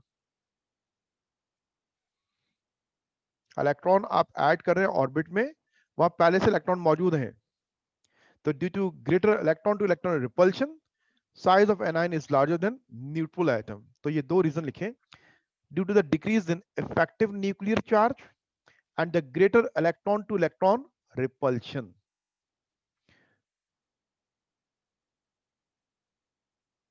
बुक वाले ने सेकंड पॉइंट लिया हुआ है, मैंने 2 पॉइंट किए। फर्स्ट में भी उन्होंने 1 पॉइंट लिया है, हमने वहां 2 पॉइंट्स लिए हुए, हमने 2 कॉज लिए हैं। Due to decrease in effective nuclear charge and electron to electron repulsion, the size of anion is larger than neutral atom. इसके बाद हम आते हैं आइसो इलेक्ट्रॉनिक के ऊपर। इसका बेटा मैं स्क्रीनशॉट दे देता हूं आपको ना, तो टाइम सेव हो जाएगा आपको थोड़ा सा। आइसो इलेक्ट्रॉनिक की बात करते हैं। आइसो इलेक्ट्रॉनिक के लफ्जी मायने क्या है? Iso mean same, electrons, different substances, not only ions, different ions जिनके इलेक्ट्रॉन बराबर हो, डिफरेंट एटम्स जिनके इलेक्ट्रॉन बराबर हो। एटम्स के तो नहीं होते, आइंस के साथ मिलाएं तो इलेक्ट्रॉन बराबर हो जाएंगे। और मॉलिक्यूल्स जिनके इलेक्ट्रॉन बराबर होते हैं।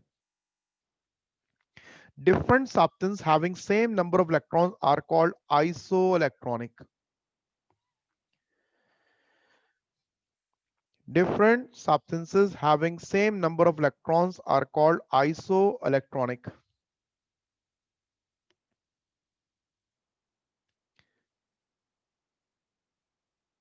मिसाल के तौर पे पेज नंबर 111 पे देखिएगा, वहीं पे ये टॉप पे दिया हुआ है कि 3 आयंस हैं, एक सोडियम है, मैग्नीशियम है, एल्यूमिनियम है। तीनों के इलेक्ट्रॉन्स बराबर हैं। इस सोडियम के इलेक्ट्रॉन कितने हैं? K2 L8 10। मैग्नीशियम का अटॉमिक नंबर 12 है, 2 इलेक्ट्रॉन रिमूव कर दिए, it's a 2 positive ion. 2 electron निकाल दें तो 10 इलेक्ट्रॉन की कॉन्फिगरेशन ये होगी। एल्यूमिनियम में 13 इलेक्ट्रॉन्स होते हैं, लेकिन 3 इलेक्ट्रॉन लूज करके एल्यूमिनियम कैटाइन के इलेक्ट्रॉन्स भी कितने हैं? 10 हैं। ये 3 डिफरेंट आयंस हैं, लेकिन इनके इलेक्ट्रॉन देखें बराबर हैं, इनके ऑर्बिट्स भी बराबर हैं, इलेक्ट्रॉन भी बराबर हैं। ये कहलाते हैं आइसो इलेक्ट्रॉनिक। आइसो इलेक्ट्रॉनिक क्या है? Having same number of electrons. Iso electronic में साइज जो है वो सेम नहीं होगा, इलेक्ट्रॉन बराबर है, ऑर्बिट बराबर है, साइज क्यों नहीं बराबर है? क्योंकि साइज जो है वो सिर्फ इलेक्ट्रॉन या ऑर्बिट बेस नहीं करता, वो न्यूक्लियस की स्ट्रेंथ पे बेस करता है। तो हमने कहा the size of iso electronic decreases with the increase in nuclear charge. Sodium का न्यूक्लियस वीक है और एल्यूमिनियम का न्यूक्लियस जो है वो इससे स्ट्रॉन्ग है। ये 13 प्रोटॉन का न्यूक्लियस है और ये 11 प्रोटॉन्स का है। इसलिए एल्यूमिनियम का न्यूक्लियस स्ट्रॉन्ग होने की वजह से वो 10 इलेक्ट्रॉन को सोडियम के मुकाबले में ज्यादा स्ट्रांगली ग्रिप करेगा, अट्रैक्ट करेगा, साइज कम हो जाएगा। तो आइसो इलेक्ट्रॉनिक के साइज जो है वो डिक्रीज होते हैं with the increase in nuclear charge. ठीक है, डन। यहां तक बात समझ ली? कॉपी ना करें, मैं इसको आपको वो कर दूंगा, मैं आपको ये व्हाट्सएप कर देता हूँ स्क्रीन, ठीक है, क्लास के बाद अभी।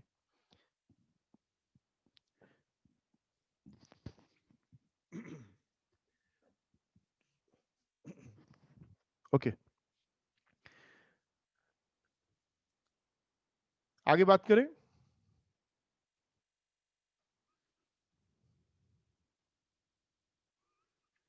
Yes, I am waiting for your reply.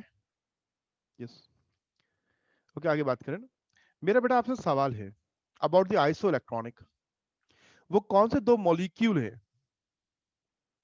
वो कौन से दो मॉलिक्यूल हैं जिनके इलेक्ट्रॉन्स बराबर हैं? ये आपका होमवर्क है, जब फिजिकल क्लास में आओगे तो मुझे इसका आंसर जरूर दीजिएगा। वो कौन से दो मॉलिक्यूल हैं जिनके इलेक्ट्रॉन्स बराबर हैं? तो ये बात इसलिए समझनी है कि एग्जाम में आइसो इलेक्ट्रॉनिक की मिसाल में मॉलिक्यूल आ जाएगा। चले मैं एक और बात आपको यूं समझाता हूं। ये सोडियम, मैग्नीशियम और एल्युमिनियम है ना, इनके आइसो इलेक्ट्रॉनिक मैं कुछ और दिखाता हूं। ये तीनों आइसो इलेक्ट्रॉनिक है ना,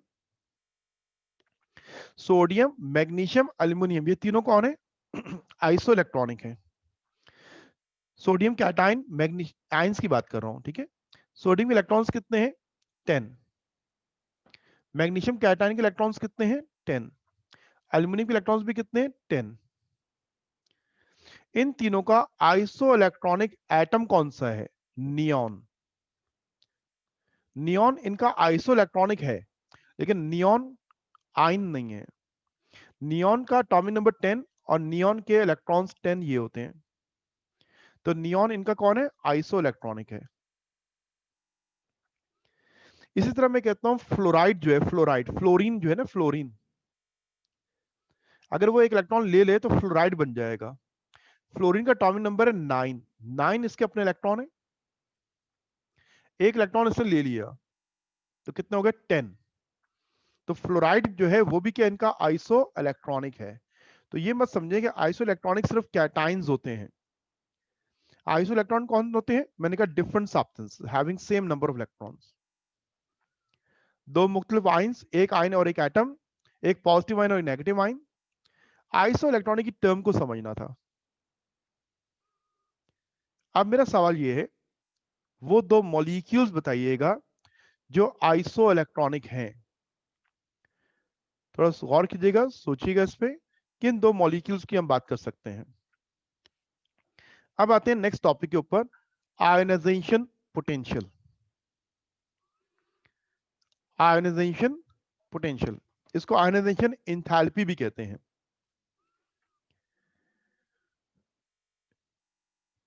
अगर हम इन शॉर्ट बात करें तो energy required to remove an electron. Ionization potential एक एनर्जी का नाम है, energy required to remove an electron. समझने की कोशिश कीजिएगा, क्योंकि थोड़ा टाइम कम है हमारे पास और चैप्टर मुझे अभी एंड करना है, तो मैं इसका भी स्क्रीनशॉट आपको व्हाट्सएप कर दूंगा। तो आप सिर्फ समझिएगा और सवाल ऐड कीजिएगा अगर कोई चीज आपको कंफ्यूज कर रही हो। आयोनाइजेशन पोटेंशियल क्या है? Energy required to remove an electron. In short बात कर रहा हूँ, it's not a complete definition और ये ऑथेंटिक नहीं है। इन शॉर्ट हमने बात की है, सिर्फ डेफिनेशन को समझे, कॉपी नहीं करें। The minimum amount of energy required to remove the least strongly bond electron, least strongly bound electron, कहां से? From a neutral gaseous atom, ion और molecule, is called ionization potential. कम से कम एनर्जी जो किसी एटम में से, किसी आयन में से, किसी मॉलिक्यूल में से इलेक्ट्रॉन के निकालने में इस्तेमाल होती है, उसको आयोनाइजेशन पोटेंशियल कहते हैं।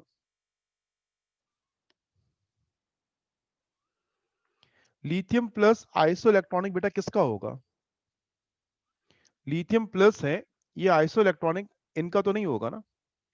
किसका पूछ रहे हैं आप आइसो इलेक्ट्रॉनिक?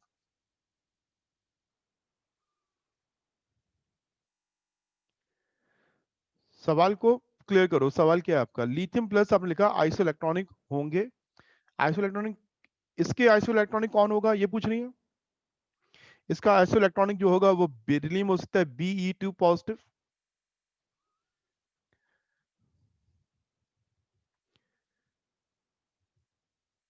लिथियम के इलेक्ट्रॉन्स कितने होते हैं?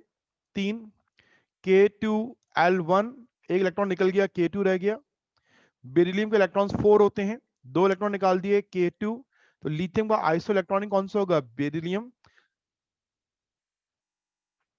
साथ साथ रिप्लाई करते जाते हैं, क्वेश्चन को ऐड करते जाते हैं। आपके आंसर दिया है ऑन विच टू मॉलिक्यूल, नहीं बेटा नो नो। अच्छा आपने ये आंसर दिया मरीम, नहीं देखो, lithium plus is a ion, lithium plus is not a molecule. Molecule किसे कहते हैं बेटा? मॉलिक्यूल किसे कहते हैं? मॉलिक्यूल सुने, मॉलिक्यूल किसे कहते हैं? जिसमें 2 एटम कंबाइन होते हैं ना। Oxygen is a molecule, O2 molecule. Carbon dioxide is a molecule. कोई 2 मॉलिक्यूल बताइए जो एक दूसरे के आइसो इलेक्ट्रॉनिक होंगे।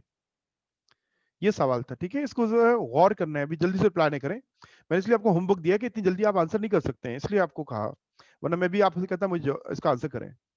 टाइम लीजिए, गौर कीजिएगा। कौन से 2 मॉलिक्यूल हैं जिनके इलेक्ट्रॉन बराबर हैं? कौन से 2 मॉलिक्यूल जिनके इलेक्ट्रॉन्स बराबर हैं? मिसाल के तौर पे देखो, मैं आपको बता रहा हूं कि मैं एग्जांपल नहीं दे रहा हूं, मैं समझाना चाह रहा हूं आपको। देखिए, मुझे मरियम किसी मॉलिक्यूल का फार्मूला बताइए। मॉलिक्यूल, मॉलिक्यूल जिसमें 2 एटम कंबाइन होते हैं कम से कम, डायटोमिक मॉलिक्यूल, ट्राइटोमिक मॉलिक्यूल, कोई सी मॉलिक्यूल का फार्मूला बताएं मुझे।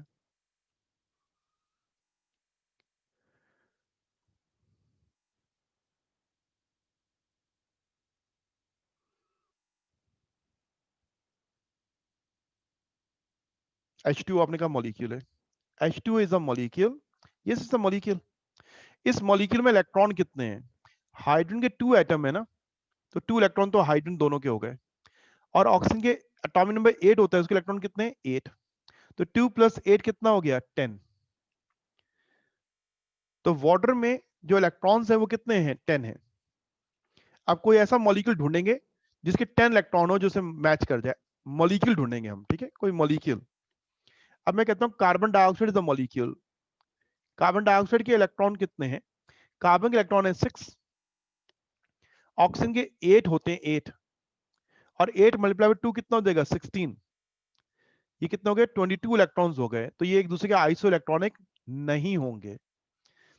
तो आपने ऐसे 2 मॉलिक्यूल ढूंढने हैं जिनके इलेक्ट्रॉन्स बराबर हैं, वो आइसो इलेक्ट्रॉनिक कहलाएंगे। अब क्वेश्चन शायद क्लियर हो गया, इस पर जरा गौर कीजिएगा। टॉपिक पे आइए, हम बात करें आयोनाइजेशन पोटेंशियल, जिसको IE से भी रिप्रेजेंट करते हैं, आयोनाइजेशन इंथैल्पी से भी रिप्रेजेंट करते हैं। अब आयोनाइजेशन पोटेंशियल को समझना है। The minimum amount of energy required to remove the least strongly bound electron from a neutral gaseous atom, ion or molecule is called ionization potential. Definition को समझना है, मैं स्क्रीनशॉट भेज दूंगा आपको, तो फिर बाद में कॉपी कर लीजिएगा आराम से। मैं व्हाट्सएप भी क्लास की बात करता हूं। जिस सब्सटेंस से इलेक्ट्रॉन निकालना है बेटा, उस सब्सटेंस का गैस में होना जरूरी है, उसका गैसियस स्टेट में होना जरूरी है। तो इसलिए कहा gaseous atom, gaseous ion, gaseous molecule. Sodium एक एटम है और उसे इलेक्ट्रॉन निकालना है। सोडियम एग्जिस्ट करता है सॉलिड स्टेट में। आप सोडियम को हीट अप करेंगे तो मेल्ट होगा, और मजीद हीट अप करेंगे तो वेपराइज होगा। तो सोडियम सॉलिड से सोडियम गैसियस स्टेट में कन्वर्ट करने में जितनी एनर्जी आपने प्रोवाइड की है, वो आयनाइजेशन पोटेंशियल में काउंट नहीं होगी। अब सोडियम अपने वेपर फेज में आ चुका है, अब इसको फर्दर हीट करते हैं, तो ये हीट एनर्जी इलेक्ट्रॉन के निकलने में इस्तेमाल हो रही है। तो आईपी जो है वो इस एनर्जी का नाम है। ये तो हीट ऑफ सब्लिमेशन है ना, तो इसलिए हमें मालूम होना चाहिए गैशियस। मरियम आप क्या नाम है, एक और स्टूडेंट मरियम फातिमा मेरे ख्याल से ना, बेटा आप जो है ना वो डिस्टर्ब कर रही हैं। जब मैंने कहा कि ये होमवर्क है, तो अब उसको रिप्लाई करना बेटा क्लास को डिस्टर्ब करना है। मैं एक बहुत इंपॉर्टेंट टॉपिक समझा रहा हूँ जो कि रीजनिंग क्वेश्चन है, तो आप उसमें फोकस करें। आयनाइजेशन पोटेंशियल सिर्फ इतना नहीं है, energy required to remove electron, energy required to remove an electron, ये इतनी सी डेफिनेशन नहीं है। पूरी बात को समझना है, अगर इसको समझा नहीं है तो आप मिस्टेक करेंगे मल्टीपल चॉइस क्वेश्चन में कि सोडियम में से इलेक्ट्रॉन निकाला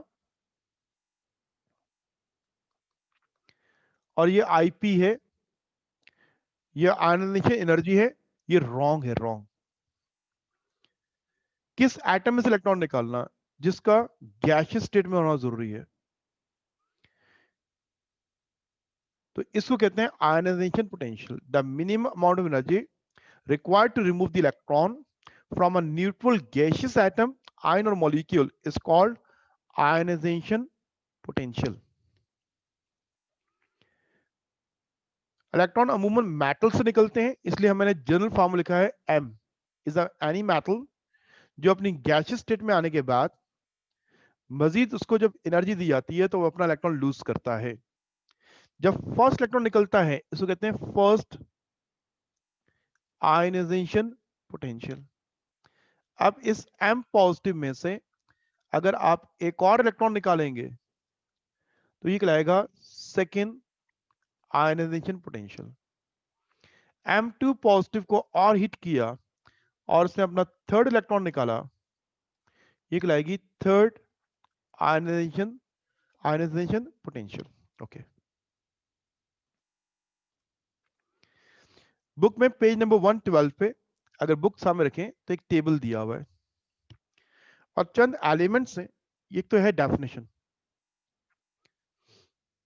मैंने कहा कॉपी नहीं करें, मैं आपको व्हाट्सएप कर दूंगा, फिर आराम से बैठ के उसको कॉपी कर लीजिएगा। आईपी की डेफिनेशन जो है वो हमें क्लियर मालूम होनी चाहिए। अब आईपी की वैल्यूज क्या होती हैं, जरा उनको एक नजर देखते हैं। हमारे पास एक एलिमेंट है सोडियम। सोडियम की एग्जांपल देख लीजिए, इसकी फर्स्ट आईपी वैल्यू जो है फर्स्ट वो 495 है। सोडियम एटम के 11 में से जब पैरेलल इलेक्ट्रॉन निकालेंगे तो आपको एनर्जी कितनी रिक्वायर्ड है, 495 एनर्जी दें, वो अपना इलेक्ट्रॉन लूज करेगा।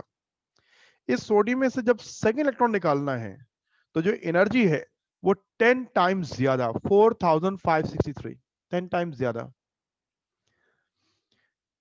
ये इन तमाम एलिमेंट की फर्स्ट आईपी वैल्यू है जब इन एटम में से पैरेलल इलेक्ट्रॉन निकाला जाता है। हाइड्रोजन में एक ही इलेक्ट्रॉन होता है, फर्स्ट आईपी वैल्यू ये, सेकंड और थर्ड नहीं होगी। तो ये आयनाइजेशन पोटेंशियल की वैल्यूज है। आईपी की वैल्यू जो है वो एक एनर्जी का नाम है, और ये जो एनर्जी जो है कौन सी है, हम ये कह रहे हैं energy required to remove the electron. ये बाय मिस्टेक दिया हुआ है, एक्सोथर्मिक को सही करेंगे, मैं इसको सही करके आपको व्हाट्सएप करूंगा। एंडोथर्मिक,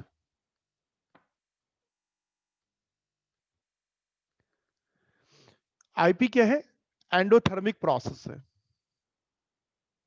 हमने कहा एनर्जी रिक्वायर्ड, एनर्जी रिमूव नहीं हो रही, एनर्जी रिक्वायर्ड। तो ये कौन सा प्रोसेस है, एंडोथर्मिक प्रोसेस है। और इस एनर्जी को हम कैलकुलेट किस पे करते हैं, यूनिट के अंदर किलो जूल्स पर मोल। आप देखें ये यूनिट दिया हुआ है किलो जूल्स पर मोल। सोडियम की फर्स्ट आईपी वैल्यू कितनी है, 495 किलो जूल्स पर मोल। तो इनका साइन क्या है, पॉजिटिव है, पॉजिटिव मेंशन नहीं करते, अंडरस्टूड होता है।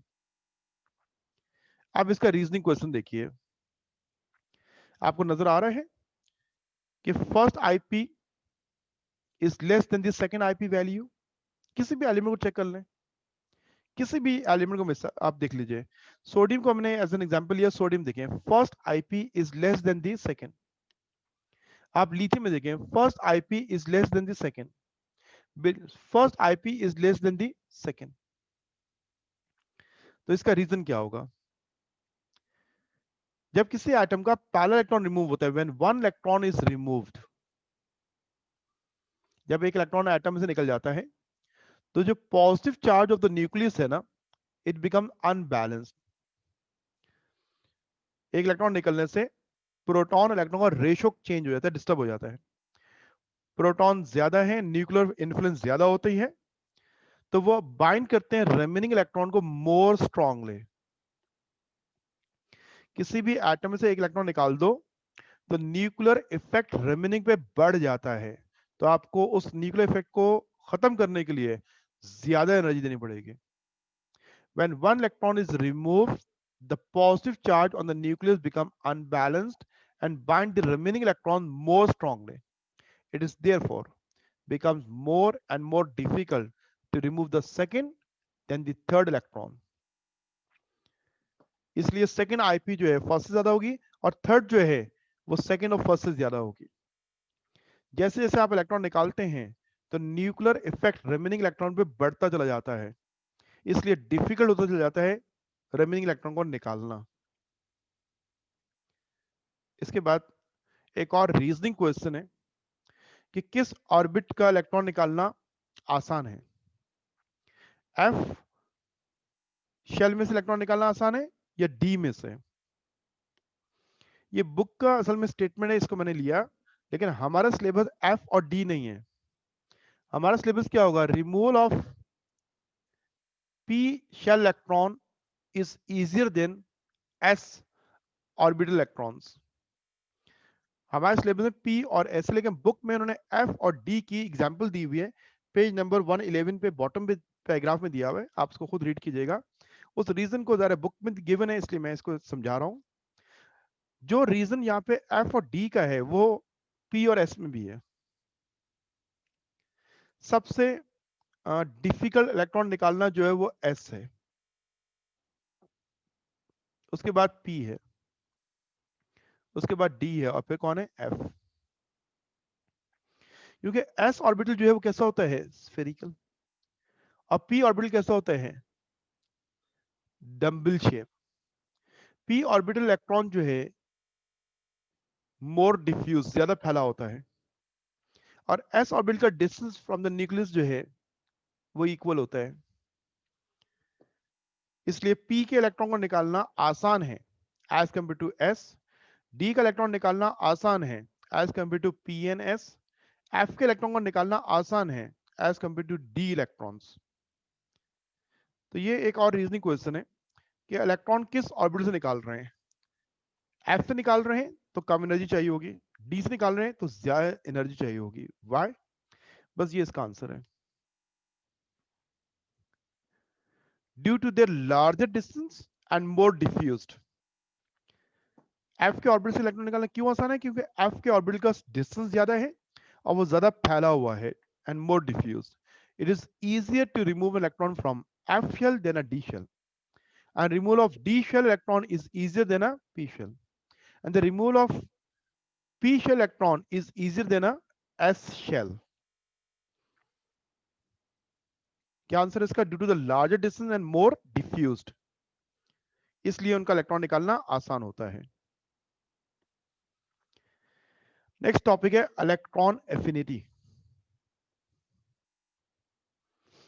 इलेक्ट्रॉन एफिनिटी, आईपी क्या होता है, energy required to remove electron. Electron affinity क्या है, energy released when an electron is added in an atom. किसी भी एटम में से सोडियम जो है उसने अपना इलेक्ट्रॉन लूज किया, इसको कहते हैं आईपी। क्लोरीन के एटम ने ये इलेक्ट्रॉन गेन किया, इसको कहते हैं इलेक्ट्रॉन एफिनिटी।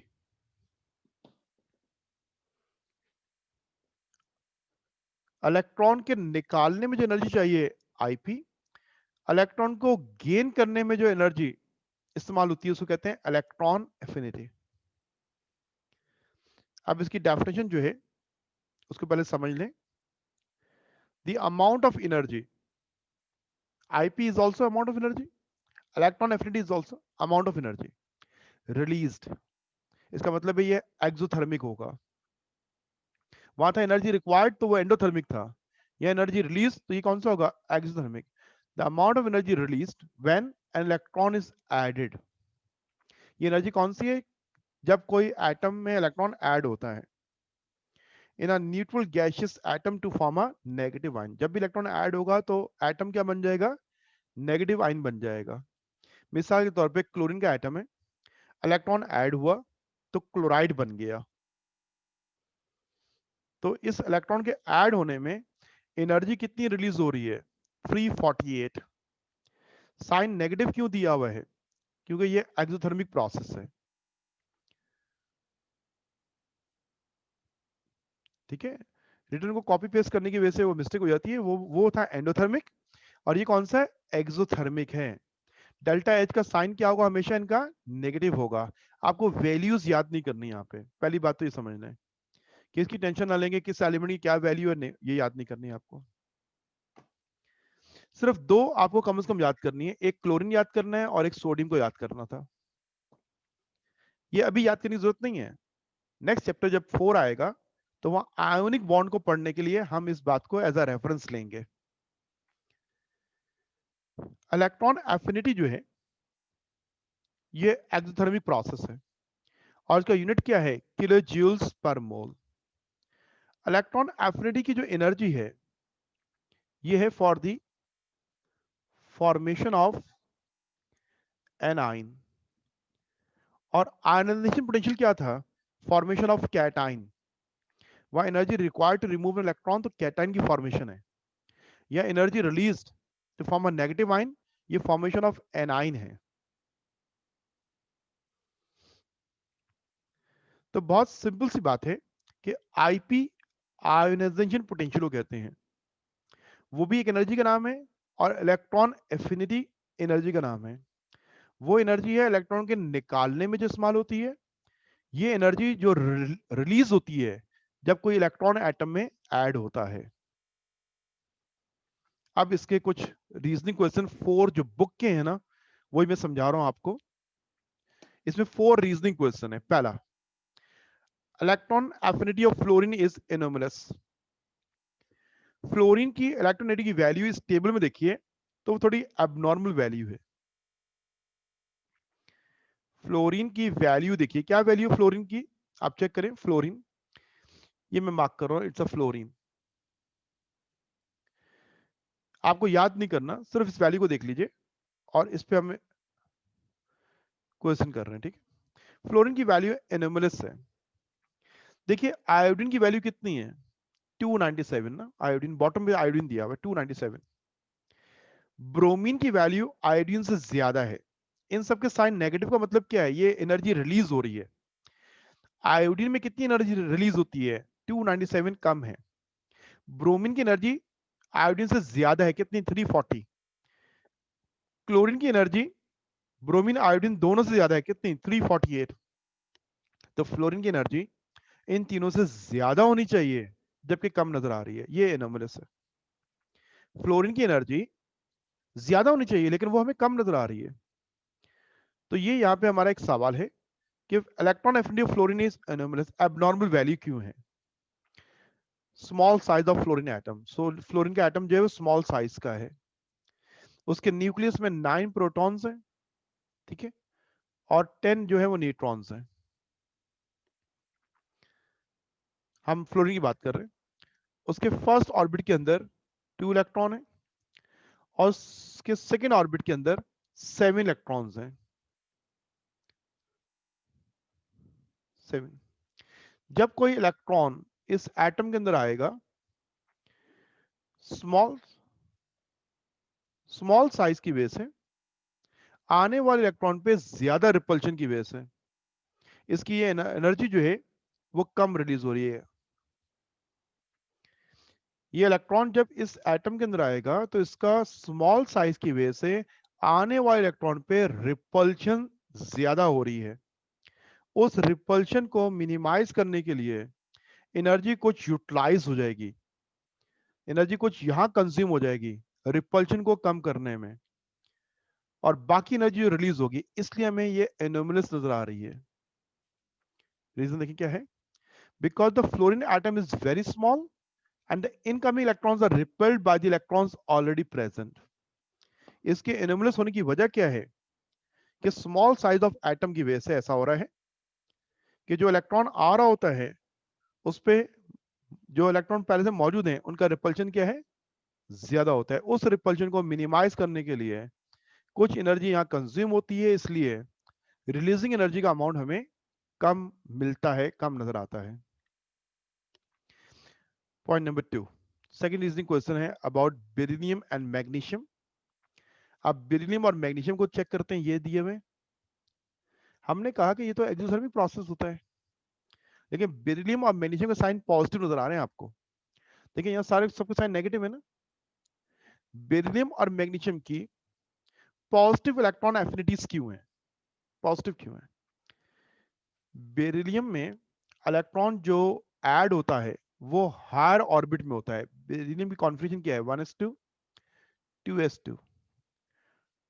इलेक्ट्रॉन जो है वो s में ऐड नहीं हो रहा है, बल्कि आने वाला इलेक्ट्रॉन जो है वो p में ऐड हो रहा है। अगर इससे ऊपर लिथियम को देखिए, लिथियम उसी कॉन्फिगरेशन है 1s2 2s1। अगर लिथियम में इलेक्ट्रॉन ऐड होगा तो वो s में ऐड होगा जो वैलेंस है। बेरिलियम में जो इलेक्ट्रॉन ऐड होगा वो लोअर s में नहीं होगा, वो तो पहले ही ऑक्युपाइड है। क्या होगा, s से हायर ऑर्बिट में जाएगा, इसलिए यहाँ पे एनर्जी जो है वो रिक्वायर्ड है, रिलीज नहीं होगी, इसलिए प्रोसेस क्या होगा, एंडोथर्मिक हो जाएगा। Why? Beryllium and magnesium have positive values because the electron is being added to a higher p level. बाकी देखें ऐसा नहीं है। बोरॉन को देखें, उसमें क्या होगा, बोरॉन कॉन्फिगरेशन है 1s2 2s2 2p1। अगर इलेक्ट्रॉन आएगा तो किस में ऐड होगा, जो वैलेंस है उसमें ऐड होगा। इस p से हायर नेक्स्ट में नहीं होगा, p में होगा। बेरिलियम में वैलेंस इज s, लेकिन इलेक्ट्रॉन जो ऐड हो रहा है वो s में नहीं, वो तो पहले ही फुल हुआ है, इसलिए इलेक्ट्रॉन किस में जाएगा, हायर में जाएगा। तो हायर ऑर्बिट में पुट करने के लिए एनर्जी रिक्वायर्ड होती है, इसलिए प्रोसेस क्या होगा, एंडोथर्मिक होगा। थर्ड क्वेश्चन, नाइट्रोजन की वैल्यू जो है अगर आप देखें वो भी पॉजिटिव है, नाइट्रोजन। अब नाइट्रोजन की वैल्यू पॉजिटिव क्यों है, क्योंकि नाइट्रोजन के कॉन्फिगरेशन में देखते हैं कि p ऑर्बिटल में फ्री अनपेयर्ड इलेक्ट्रॉन्स हैं, फ्री अनपेयर्ड इलेक्ट्रॉन्स हैं। नाइट्रोजन की कॉन्फिगरेशन क्या है, नाइट्रोजन का एटॉमिक नंबर है 7, electronic configuration 1s2 2s2 and 2px1 2py1 2pz1। अगर आपने कॉन्फ़िगरेशन को अच्छे अंदाज से पढ़ा हुआ है तो आप ऑर्बिटल को यूं स्प्लिट करते हैं। नाइट्रोजन की कॉन्फ़िगरेशन क्या होती है, 1s2 2s2 2p3 होती है, 7 इलेक्ट्रॉन्स। आप देख लीजिए कि जो इलेक्ट्रॉन ऐड होगा नाइट्रोजन में वो किस ऑर्बिटल में होगा, वो p में होगा। और p के अंदर तीनों ऑर्बिटल्स हाफ फिल्ड हैं। अगर इलेक्ट्रॉन आएगा तो वो क्या करेगा, वो पेयरिंग करेगा। इलेक्ट्रॉन ऑलरेडी मौजूद है, आने वाला इलेक्ट्रॉन उसमें पेयर कर रहा है, तो इलेक्ट्रॉन टू इलेक्ट्रॉन रिपल्शन की वजह से एनर्जी चाहिए इस रिपल्शन को खत्म करने के लिए, एनर्जी चाहिए, इसलिए प्रोसेस क्या हो गया, एंडोथर्मिक हो गया। ठीक है, तो नाइट्रोजन में ये वैल्यू जो है ये पॉजिटिव क्यों आ रही है, जबकि इलेक्ट्रॉन एफिनिटी तो नेगेटिव वैल्यू होती है। Because the electron must enter the half filled p orbital and becomes paired. तो ये हाफ फील्ड में इलेक्ट्रॉन आके पेयरिंग कर रहा है, तो प्रॉब्लम क्या है, इलेक्ट्रॉन और इलेक्ट्रॉन का रिपल्शन प्रॉब्लम है। इसलिए ये प्रोसेस जो है एनर्जी वाइज हम देखते हैं फेवरेबल नहीं है, इसलिए प्रोसेस क्या हो रहा है, एंडोथर्मिक हो रहा है। Fourth and last question, oxygen और सल्फर। ऑक्सीजन और सल्फर को देखिए, उनकी इलेक्ट्रॉन एफिनिटी आप देखिए नेगेटिव साइन है, हमें इस पर इतराज नहीं है। ये ऑक्सीजन और सल्फर का फर्स्ट इलेक्ट्रॉन जो ऐड हुआ, ऑक्सीजन में जो फर्स्ट इलेक्ट्रॉन ऐड हुआ, ऑक्सीजन एटम में फर्स्ट इलेक्ट्रॉन O माइनस हो गया। इलेक्ट्रॉन ऐड हुआ, एनर्जी रिलीज हुई, कितनी एनर्जी रिलीज हुई है, 141 रिलीज हुई, 141 एनर्जी रिलीज हुई। ओके, अब इस O नेगेटिव में जब सेकेंड इलेक्ट्रॉन आ रहा है, सेकेंड इलेक्ट्रॉन, तो फिर एनर्जी रिलीज नहीं होगी, प्रोसेस एंडोथर्मिक हो जाएगा। क्यों, क्योंकि एक नेगेटिव में नेगेटिव को ऐड करना है, रिपल्शन को ओवरकम करना है। तो जहां रिपल्शन को ओवरकम करना होगा, जैसे यहाँ पे हाफ फील्ड में किया था, नेगेटिव नेगेटिव को अट्रैक्ट नहीं करता है, नेगेटिव नेगेटिव को ऐड नहीं कर सकता है, इस रिपल्शन को मिनिमाइज करना है, खत्म करना है, तो एनर्जी चाहिए इस रिपल्शन को खत्म करने के लिए। इसलिए सेकेंड इलेक्ट्रॉन जब ऐड होगा ऑक्सीजन में तो प्रोसेस एक्सोथर्मिक नहीं होगा, क्या हो जाएगा, एंडोथर्मिक होगा। The addition of second electron to oxygen and sulphur atom must overcome the repulsion of the negative charge. वो जो नेगेटिव चार्ज वहां ऑलरेडी प्रेजेंट है उसको कम करने के लिए एनर्जी चाहिए, therefore the process is endothermic. ये 4 बुक के क्वेश्चन थे, बुक में दिए हुए बुक की वर्डिंग है, वहीं आप हाईलाइट कर सकते हैं, बट मैं इनका स्क्रीनशॉट आपको व्हाट्सएप करता हूं। आखिरी टॉपिक है इलेक्ट्रोनेगेटिविटी इस चैप्टर का।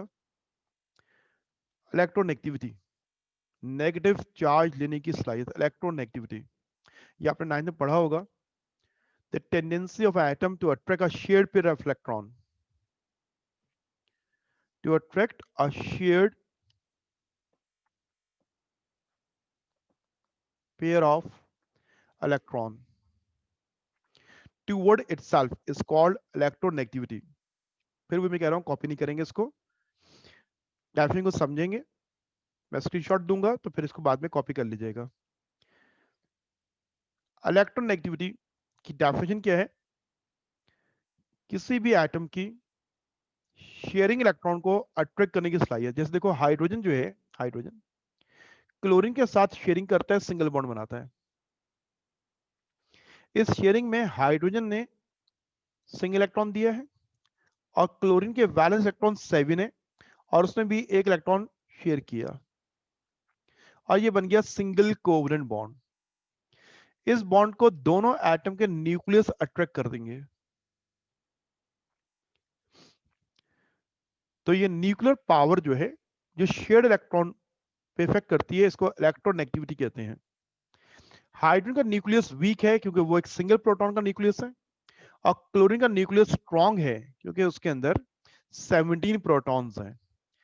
इसलिए हम कहते हैं कि ये जो बॉन्ड बना है, हाइड्रोजन में चार्ज आएगा पार्शियल पॉजिटिव, क्लोरीन में चार्ज आएगा पार्शियल नेगेटिव। ये बता रहा है कि हाइड्रोजन जो है उसकी इलेक्ट्रोनेगेटिविटी कम होने की वजह से ये जो शेयर्ड पेयर है ये क्लोरीन की तरफ मूव होगा, इसलिए वो नेगेटिव कैरेक्टर जो है वो क्लोरीन पे डेवलप होगा। The tendency of an atom to attract a shared pair of electron toward itself is called electronegativity. Book में आप देखिएगा एक टेबल दिया हुआ है जिसमें इलेक्ट्रोनेगेटिविटी की वैल्यूज दी हुई हैं। पेज नंबर 114 पे ये टेबल गिवन है। इसमें तो एक करेक्शन ये करेंगे कि फ्लोरीन ये नहीं है, ये फास्फोरस है, ये एफ नहीं है, फास्फोरस है। एक तो ये मिस्टेक सही कर लेंगे हम। इसमें कम से कम आपको हाइड्रोजन की इलेक्ट्रोनेगेटिविटी याद होनी चाहिए। नोबल गैसेस इलेक्ट्रॉन शेयर नहीं करते, इसलिए उनकी इलेक्ट्रोनेगेटिविटी की वैल्यूज आपको नजर नहीं आ रही है। सेकेंड पीरियड के ये एलिमेंट्स जो हैं इनकी इलेक्ट्रोनेगेटिविटी की वैल्यू हमें याद होनी चाहिए। इसके अलावा आपको जो याद करनी है वो सोडियम की होनी चाहिए और क्लोरीन की होनी चाहिए। ये कुछ कॉमन एलिमेंट्स हैं।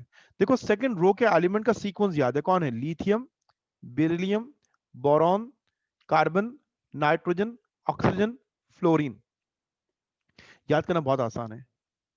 ये 1.0 है, 0.5 के डिफरेंस से बढ़ते चल रहे हैं। 1.5, 0.5 ऐड किया 2.0, 2.5, 3.0, 3.5, 4.0। तो याद करना बहुत आसान है। 0.5 के डिफरेंस से वैल्यू इंक्रीज हो रही है। इसमें एक बात जो याद रखनी है वो फ्लोरीन याद रखना है कि fluorine is the highest, multiple choice question पूछा जाता है, हाईएस्ट वैल्यू पूरे टेबल में किसकी है, फ्लोरीन। एक तो याद रखना है कि हाईएस्ट जो है वो कौन है, फ्लोरीन है, और वैल्यू कितनी है उसकी, 4। कुछ एलिमेंट्स मैंने कहा कि जिनको याद करना है, हाइड्रोजन याद करना है, ये पूरी रो याद करनी है आपको। इसके अलावा सोडियम और क्लोरीन, क्योंकि नेक्स्ट चैप्टर केमिकल बॉन्डिंग है। आपका टर्न केमिस्ट्री का अगर ट्यूसडे को है जिसका भी, तो ट्यूसडे को हम इंशाल्लाह chapter number 4 chemical bonding start करेंगे। फर्स्ट ए हो, बी हो, सी हो, हमारा चैप्टर है, चैप्टर नंबर 4 स्टार्ट करेंगे। तो एटम एटम के साथ इलेक्ट्रॉन शेयर करेगा। कोवलेंट बॉन्ड बनाएगा या ट्रांसफर करेगा, आयोनिक बॉन्ड बनाएगा। ये इलेक्ट्रोनेगेटिविटी की वैल्यू वहां हमें इस्तेमाल करनी है, इसलिए इसको बहुत तवज्जो से दोबारा जो स्क्रीनशॉट दे रहा हूं उनको पढ़िएगा, बुक से रीड कीजिएगा कि चैप्टर नंबर 4 इन 3 टर्म्स पे बेस करेगा। ये हमें वहां इस्तेमाल करनी, कौन से? Ionization potential, electron affinity, electronegativity. Electronegativity का इस्तेमाल क्या है? ये इलेक्ट्रॉन की वैल्यू दी है टेबल के अंदर। इस टेबल को देखकर, इस एलिमेंट की वैल्यू को टेबल में देखकर मैं बता सकता हूं कि इनमें कौन मेटल है, कौन नॉन मेटल है। जिस एलिमेंट की इलेक्ट्रोनेगेटिविटी मोर देन 2 है वो सारे नॉन मेटल्स हैं। जिन एलिमेंट की इलेक्ट्रोनेगेटिविटी मोर देन 2 है वो नॉन मेटल्स हैं, और लेस देन 2 मेटल्स हैं। तो पहला एप्लीकेशन तो ये है। हम इलेक्ट्रोनेगेटिविटी की वैल्यू से फौरन बता देंगे एलिमेंट कौन सा है, नेचर क्या है उसकी। If the value of electronegativity is less than 2, the element is metallic. देखें, lithium is metallic, sodium is metallic, potassium metallic, calcium metal है, magnesium metal है, aluminum metal है। जितने भी metals हैं उनकी इलेक्ट्रोनेगेटिविटी क्या होती है? 2 से लेस होती है। और जितने भी नॉन मेटल्स होते हैं उनकी इलेक्ट्रोनेगेटिविटी क्या होती है? 2 से ज्यादा होती है। सेकेंड एप्लीकेशन, सेकेंड एप्लीकेशन जो है वो आप इलेक्ट्रोनेगेटिविटी के डिफरेंस करके बता सकते हैं कि बॉन्ड कौन सा है। NaCl में बनने वाला बॉन्ड कौन सा है? आयोनिक। क्योंकि यहां डिफरेंस ऑफ इलेक्ट्रोनेगेटिविटी जो है, difference of electronegativity is more than 1.7। Sodium की इलेक्ट्रोनेगेटिविटी है 0.9, क्लोरीन की है 3.0। आप डिफरेंस निकालें, डिफरेंस कितना आ रहा है? 2.1। जब डिफरेंस 1.7 से ज्यादा होगा तो वो आयोनिक बॉन्ड होगा, और जब डिफरेंस 1.7 से लेस होगा तो वो कोवलेंट बॉन्ड होगा। देखिए, हम इलेक्ट्रोनेगेटिविटी के डिफरेंस से, difference of electronegativity is more than 1.7, the bond is ionic. If the difference of electronegativity between two atoms is less than 1.7, the bond is covalent. Difference 1.7 से ज्यादा वाला आयोनिक है, और 1.7 से क्या है? कम, कोवलेंट। अब ये कोवलेंट पे जो है ये भी दो किस्म का होता है, पोलर एंड नॉन पोलर। तो ये भी मैं एक टेबल जो है उसमें आपको शो करता हूं। इलेक्ट्रोनेगेटिविटी का डिफरेंस की बात कर रहे हैं। अगर डिफरेंस जो है, डिफरेंस 0 से लेकर 0.4 तक है डिफरेंस, तो वो नॉन पोलर है। और 0.4 से 1.7 तक का डिफरेंस जो है वो पोलर है। ये सारा कोवलेंट बॉन्ड है 1.7 तक। अब 0 से 0.4 को कहते हैं नॉन पोलर कोवलेंट बॉन्ड, 0.4 से 1.7 को कहते हैं पोलर कोवलेंट बॉन्ड, और 1.7 से ग्रेटर जो है वो क्या कहलाता है? Ionic bond. Polar covalent bond की मिसाल ये है, कार्बन मोनोऑक्साइड, ये carbon dioxide, sorry carbon monoxide, और CH का डिफरेंस जो है आप देखिए 0.4 आ रहा है। अब H2O एक मॉलिक्यूल है, इसमें दो एलिमेंट है। हाइड्रोजन की इलेक्ट्रोनेगेटिविटी है 2.1 और ऑक्सीजन की 3.5। डिफरेंस चेक करें क्या आएगा। 3.5 और 2.1 का डिफरेंस जरा मुझे रिप्लाई करो क्या आ रहा है। 3.5 और 2.1 में डिफरेंस क्या आ रहा है? इस डिफरेंस से हम बताएंगे ये बॉन्ड आयोनिक है या कोवलेंट है।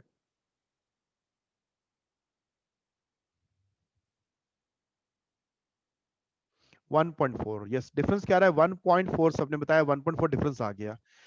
In water molecule the difference between atom is 1.4। अब ये बॉन्ड कोवलेंट में से कौन सा कोवलेंट है? आयोनिक तो नहीं है। कोवलेंट में से कौन सा है? पोलर कोवलेंट है या नॉन पोलर कोवलेंट है? Polar, yes, good, polar. ठीक है। If the difference is less than 1.7, the bond is covalent. और अगर वो डिफरेंस 0.4 और 1.7 के दरमियान डिफरेंस आता है तो वो कहलाएगा पोलर कोवलेंट बॉन्ड, और 0.4 से लेस होगा, कोवलेंट है लेकिन कौन सा होगा, नॉन पोलर कोवलेंट बॉन्ड होगा। ओके, आज हमारी एक लास्ट क्लास थी, ऑनलाइन क्लास। इसके बाद इंशाल्लाह फिजिकल क्लासेस रिज्यूम हो रही हैं।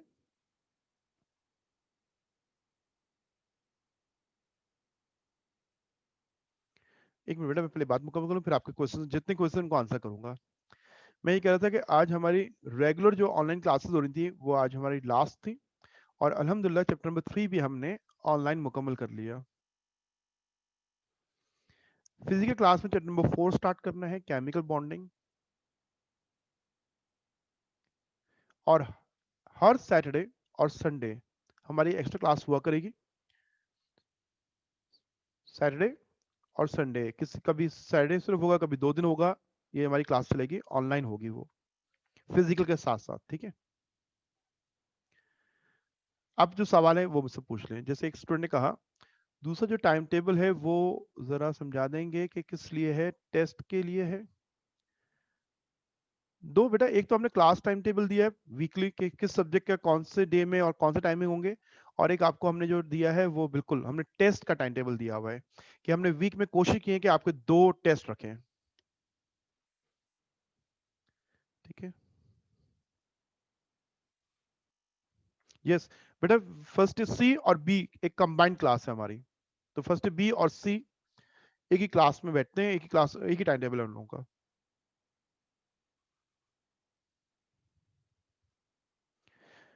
हाँ बेटा, ये आपको सर सुहेल अहमद रिप्लाई कर देंगे आज ना, कि आप लोगों की आज की कल की क्लास कौन सी है। कल की क्लास अगर केमिस्ट्री टर्न है, कल की क्लास केमिस्ट्री की नहीं हो रही है, फिजिकल क्लासेस कल रिज्यूम हो रही है, तो मुझे थोड़ी सी मैनेजमेंट की चीज़ें जो है उनको देखना होगा। अगर आपको टर्न फिजिक्स का है तो क्लास होगी, केमिस्ट्री का तो कल केमिस्ट्री क्लास नहीं है। ट्यूसडे और वेनेसडे इंशाल्लाह केमिस्ट्री क्लास होगी। चलें, आप लोग भी इसको सुन लें, हम यहीं डिसाइड कर लेते हैं। ठीक है, फर्स्ट ईयर ए की कल केमिस्ट्री का ऑफ है, फर्स्ट ईयर बी और सी की कल फिजिक्स की क्लास है। डन। फर्स्ट ए की कल की केमिस्ट्री की क्लास थी जो कि ऑफ है, फर्स्ट बी और सी की मंडे को फिजिक्स की क्लास है। अब केमिस्ट्री क्लास ऑफ के अलावा जो आपके सब्जेक्ट हैं, जैसे मैथ्स की क्लास है वो अपनी जगह पे होगी, सिर्फ केमिस्ट्री का टाइम पे क्लास ऑफ है, ये ध्यान में रखें। ये डन हो गया ना, ओके।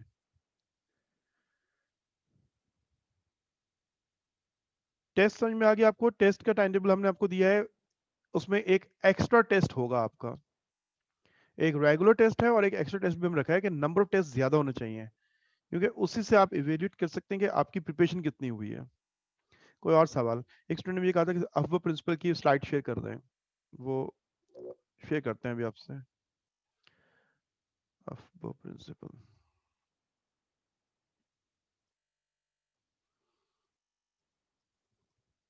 ये स्लाइड है, आपको कुछ क्वेश्चन करना है आप देख लें, ये स्लाइड है उसकी। बेटा किसी और का कोई क्वेश्चन है?